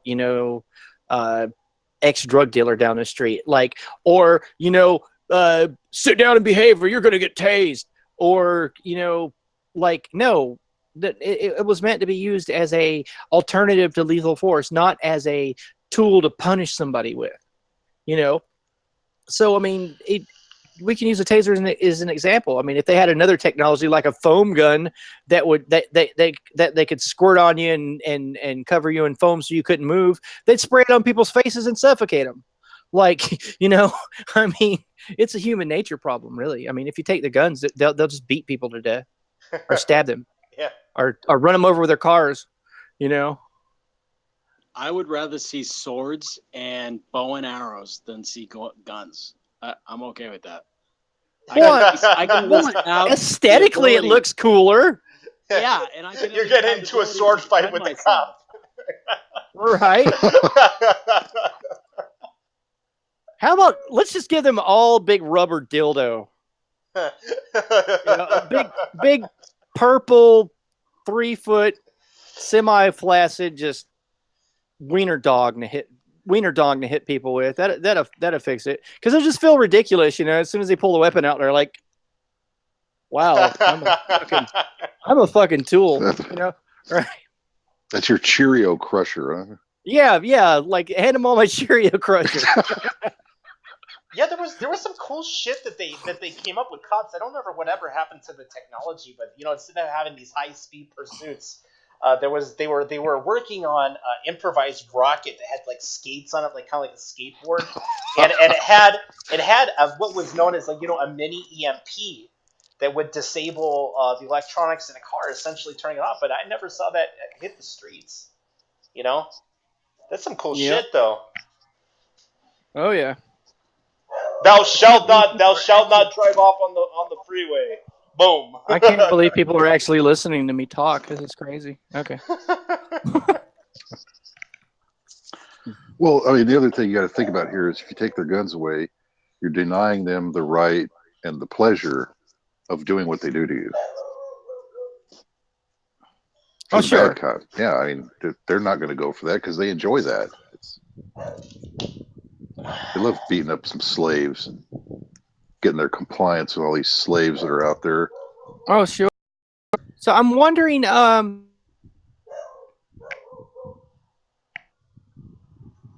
vlog or whatever the hell it is we're doing. Whose dog keeps barking? Oh, that's somebody out here. Their dog. Not me. Yeah. Oh. Could be Thor. Oh, yeah. I like dogs. Animals are cool. They're way cooler than people. You like dogs? You like dogs? You like dogs? That's a shot. You fancy yourself a boxing? God, you like dogs? What are you gonna do with that gun, Tommy? Defend yourself from the Germans. What do I know about diamonds? I love that movie. Snatch is amazing. Oh, never trust a man who owns more than 3 or 4 pigs. Oh, good old brick top. Well, speaking of the loss of our rights and stuff, I was reading. I actually came across it upon an email because I subscribed to Demand Progress, which was a brainchild of Aaron Schwartz, and apparently to entry into this country, border security can demand that you give them the password to your device and go through it, and if you don't give them the access to it, they can deny you access into the country. So the first thing I think of is to make sure my phone is dead as I hit the border, and then I just go, oh, I can't charge it. Sorry. I think they threw somebody in prison in Australia for that. He wouldn't do it. They put him in prison for 6 months. Wait a minute. So you mean that's all I got to do to expatriate? Because I could legally tell another country, well, they don't want me. I wouldn't give them the access to my phone. They can go fuck themselves. I know that Supreme Court's ruled that they can't do it without a warrant. So I don't see how. I think Preston knows more about that, or no, it was Lewis.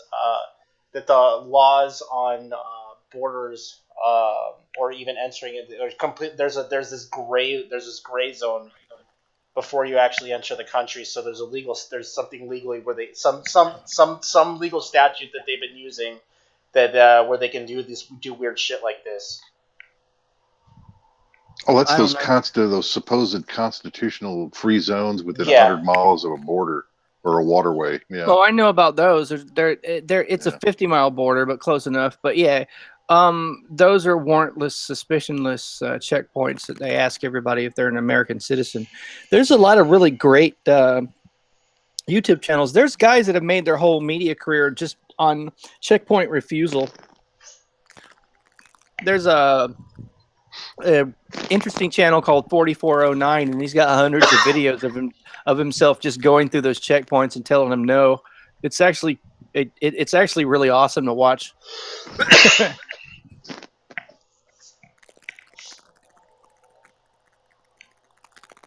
What is that sound?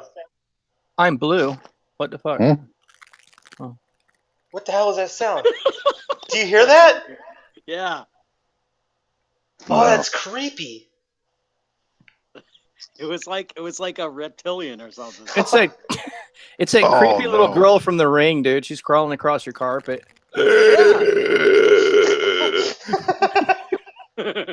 Well, I mean, you hear stories about this, about weird laws or weird things that that our government has been doing.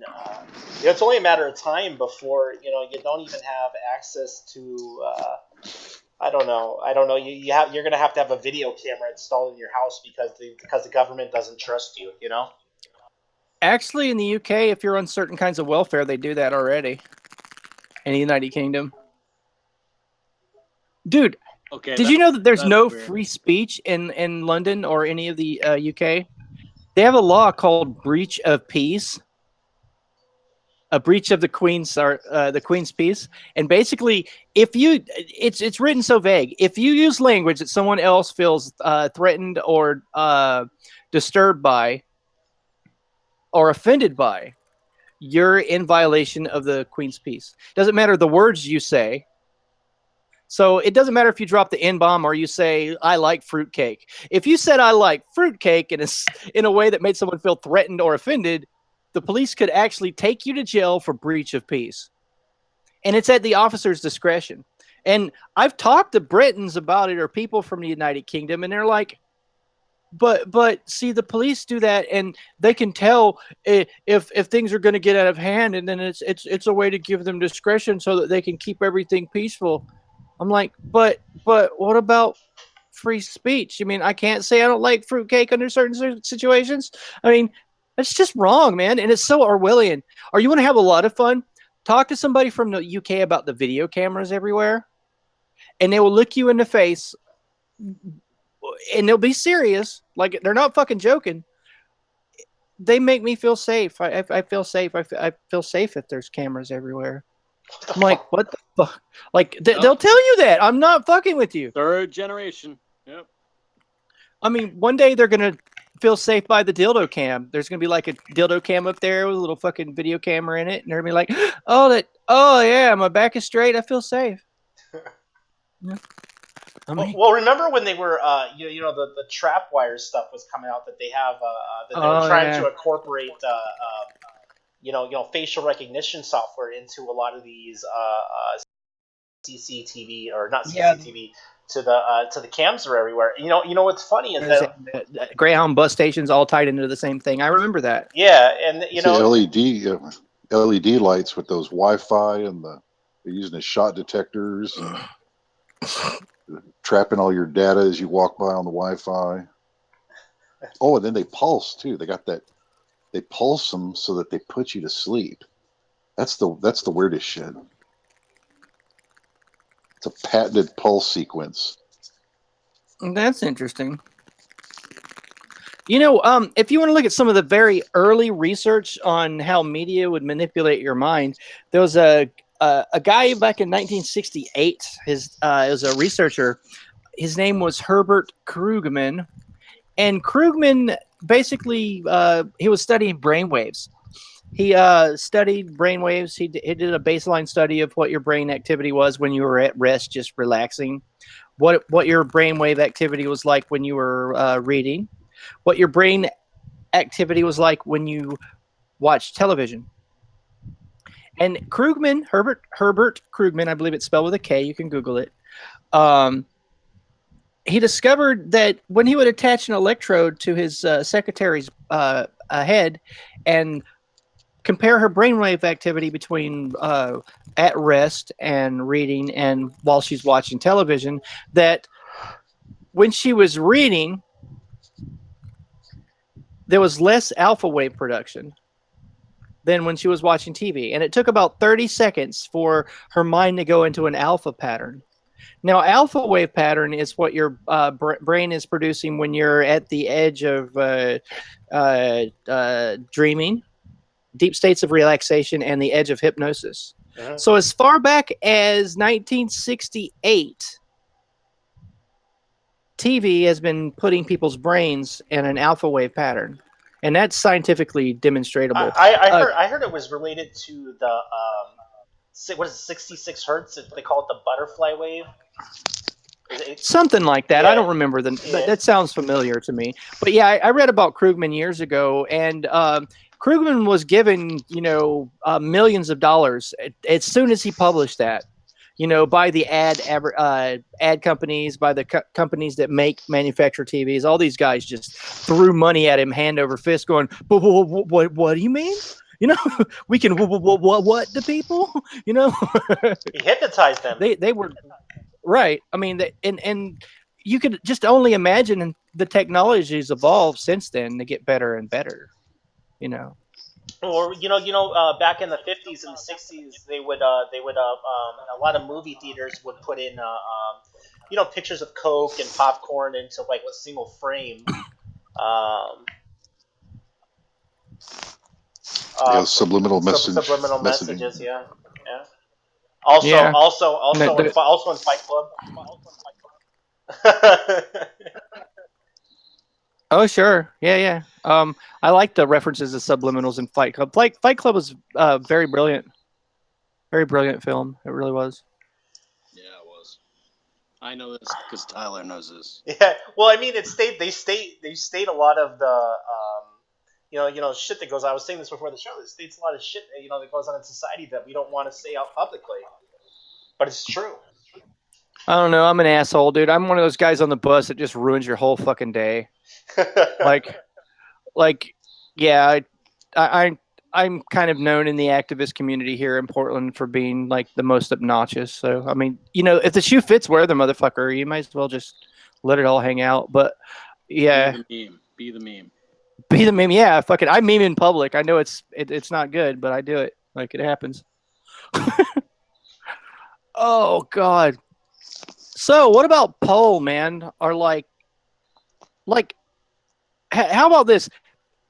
Can you anon people teach me what the fuck is LulzSec? Well, LulzSec was a subdivision of Anonymous that started around. God, I should get some elders in here because I'm gonna get my head slapped. But it was a subdivision of Anonymous around the Occupy movement, and they went on to a hacking spree. They hacked PBS. They hacked. What's PBS? PBS. PBS's web Public Broadcasting. Yeah. Oh. They put on. They were putting on. The Biggie Smalls was still alive, and forget what else they did. They also hacked Sony. Without some of the limitations of what Anonymous was doing. Some of them went to jail. Some of them are probably still out there. But as far as hacking goes, they were pretty hardcore. Okay, right on. Because I literally don't know jack about that. I use a Mac, and like I use a Mac because I'm retarded. I'd rather spend the extra money on a Mac. So, if an application is just this cute little icon that I click on it and the application works, I'm like, yay! I'm kind of creative. I'm not technically minded. I mean, I like, editing software. I like, I like the program to just work. Like this whole knowing about computers things is like another language. You guys are like wizards to me. Like, your basic IT guy is like Gandalf the Grey to me. It's just well,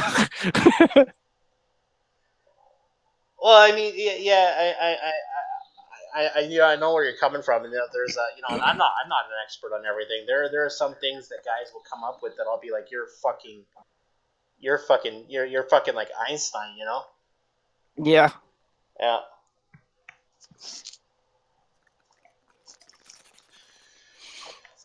There goes with that fucking lizard noise, man. No, it's a girl from The Ring. I'm telling you, dude. She's creeping up with my Cheerio destroyer in one hand and a cup of tea in the other.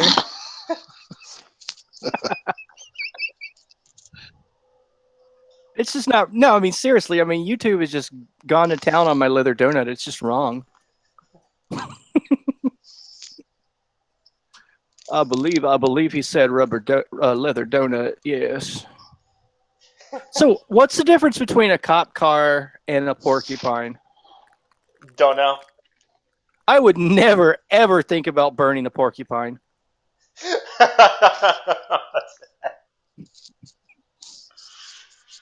So, what's the difference between a cop car and a porcupine? What? A cop car has the pricks on the inside. So How do you go ahead and share this to some of these cop defender groups now and see what you see should. Blue Lives Matter. Was it that Blue Morgan Lives? County. Put it in Blue Lives Matter, man. Oh my God, you would get so much hate. I mean, they all know who. I'm doing it right now. Yeah, Morgan man. County Sheriff's Office. They would be coming blood if you would put this in a Blue Lives Matter thing. I mean, it would be great. Wait, there's another anti-cop joke. Oh yeah, how do you save a cop from drowning? I don't know. Shoot him in the face.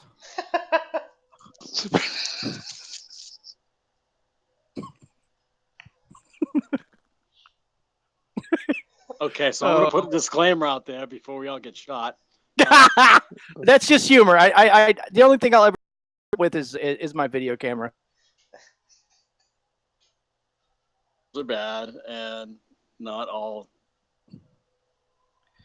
people agree. Yeah, but I like that idea though. But let's talk about that.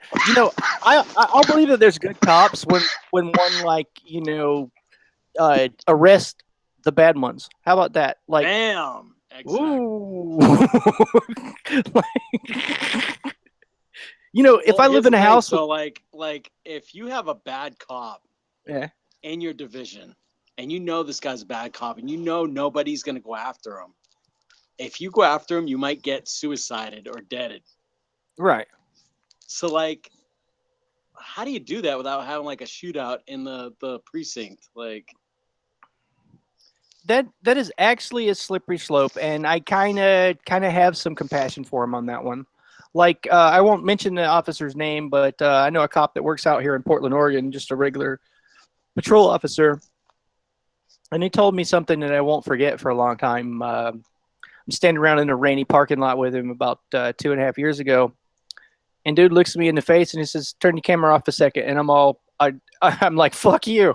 He's all, "I just want to talk to you." I'm like, reluctantly, I turn my camera off because that's usually my answer when they tell me to turn my camera off, is naturally, something along the lines of "go fuck yourself." But I humored him, turn the camera off, and he says, "You know why I'm a cop in Portland?" Well, I have no idea. And he tells me I'm a cop in Portland because I used to work in New Orleans, and I got sick of working in such demonstrative corruption. He explained to me that the law enforcement there is more like a criminal syndicate than it is a law enforcement agency. He was telling me that he was ordered to beat people. He was telling me, he told me that they ordered him to take people for rough rides, meaning they'll put you in the back of a car handcuffed, or a van handcuffed, and drive you on the freeway and slam on brakes multiple times, bouncing you around in the car, just shit like that. And he said, I work in Portland because I didn't want to work in a criminal syndicate. I wanted to be a policeman, So a lot of these people, I don't believe in the system that they believe in, but they are good people, They're just, doing what they think is right which is, in my worldview, wrong. But, he just didn't want to be a part of that kind of violence. So, I mean, there's a fuckload of people that work in law enforcement that are moral human beings. They're just brainwashed in my worldview, I have to agree with you about that. We were saying that last night or the other night on our Tuesday show, I believe, that if you try to tell a police officer that there's another side to things, that there's a deeper state, they laugh at you or they think you're extremist because they're so far entrenched into a system that is capitalistic society or corrupt capitalist society that they don't know any other way. But sure. if they think another way, it might get them killed. Sure. That's the thing. They have to depend on each other, so there is no easy solution. Police accountability is it's going to be a long road for substantive change to happen the way law enforcement is done in this country. I think the video camera is a giant leap forward. Not body cams by any stretch of the imagination. Body cameras are being touted by the corporations and the governments as if though that's going to be some kind of fix-all. The fuck all, it's not. It's not going to be. The data's already in. Cops are already, it's going to be so easy for cops to manipulate the footage very simply. Just here's one for you. If a cop's got the body camera on their chest and they draw their weapon, they draw a pistol, or they hold out OC spray with their hand, their arm and their hand is taking up 50 or 60% of the frame where you can't see. If they're wrestling with a suspect, that's fuck all for accountability. Also, how hard is it for cops to have a shorthand? Oh, clearing your throat means turn to the right, so I can tune this motherfucker up. Like means, look to the left for a second so I can slap this fool. I mean, it's ridiculous, like. Yeah, I would social networks. I would use hand signals or something if you have audio. Sure. Camera. Sure. Thumbs up means turn to the left for a second so I can smack this fool. Right. Okay. Live streaming apps, social media, cell phone cameras are going to do more. When I don't have to do what I do as an activist, and when it becomes the social norm, that's when you'll have more police accountability. Because, I mean, alternative journalists such as myself, like small media outlets, I think of myself as not super significant in the grand scheme of things. But since there's, millions of me, that's the significance. So many major stories that have became headline news that have changed things in a very substantive way have started from one little media outlet. And that's the thing, is that everyone's the media. So when what I do becomes not activism, and when it becomes the norm that people just film the cops when they see them outside, I mean, I'm still constantly confronted by, is that even legal? People, the sad thing is this, the brainwashing in our society. When I first started doing this for the first year, I was expecting the police to be objecting to what I'm doing. I get more violence and more flack. I get more people spitting on me, more people trying to hit me in the ribs, more people trying to trip me while I'm filming. Regular citizens, than cops. I call them cop suckers, are people that are just brainwashed into the system. That, like, it's amazing. When I pull my camera out, people think that I'm in attack mode. Like, a lot of times when I'm filming a police interaction, I'm filming something that the police is doing a good thing. Like, I've come up on situations where the cops are helping a blind lady get home. They're like, a guy's just OD'd and he's going to die if medical doesn't show up. The cops calling medical and making sure the guy's airway is cleared. Like, a lot of times I document that as well. Like, I'm well known for heckling and talking shit, but like, I document everything. And some of my videos are actually titled "Thank You, Officer," blah, blah, blah. Like, reason why is because I try to be fair and objective. But people that I call copsuckers, it's a play on words for cocksucker, but whatever. Just the mere act of me filming is enough for them to feel like they need to defend their masters. It's like the best way to describe it is cultural Stockholm syndrome. Okay, or capture bonding, when people start to feel like they're identifying with their captor or the slave master, and they will defend them vehemently. I mean, I all the things I told you about people hitting me in the ribs, trying to trip me, spitting on me. All this stuff is shit that really happens, and it's all people. It's like people that think, well, since I'm standing there filming, I'm obviously totally against the police. I'm like, no, not really. I'm anti-pig, really. I mean, like, a cop is just another person providing a service, like fucking garbage collector. Just the only difference is they can legally get away with killing people. All right, 2 minutes, guys. All right, 2 minutes. Did I mention that if you're not subscribing to Mike Bluehair on YouTube and donating to my WePay and Facebook, or not my Facebook, or to my Bitcoin, or following me on VidMe, or subscribing to me on Steemit, that you're an asshole? Maybe, but yeah, go ahead. I think I heard that before. Okay, right on. Well, don't be an asshole, and yeah, definitely subscribe to the channel, Mike Bluehair. And thank you guys for listening to me talk for 4 fucking hours. That was amazing. No, thanks for coming on, man. Anytime, all right, man. Anytime. Good to meet you. Yeah, good to meet you guys as well. Yeah, thanks for having me. All right, fam, and thanks for all of our listeners. Thank you guys for tuning in. We will not be live on Saturday. We will come back on Tuesday. Aww. Billy, if you're listening, I'll get a hold of you somehow, and we'll have to probably schedule it for Thursday. And with that, we'll roll out with the credits. Right on. Our YouTube channel is amazing, by the way. Please sign up on our YouTube to be channel. an unlawful YouTube channel, assembly. Anonymous Fights Back. For real.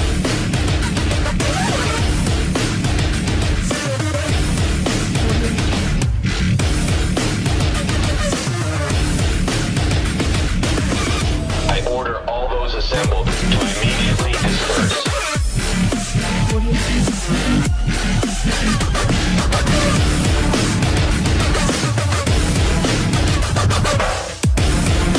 You may be arrested and/or subject to other police. The use of riot control agents, which could cause risk of injury to those who remain.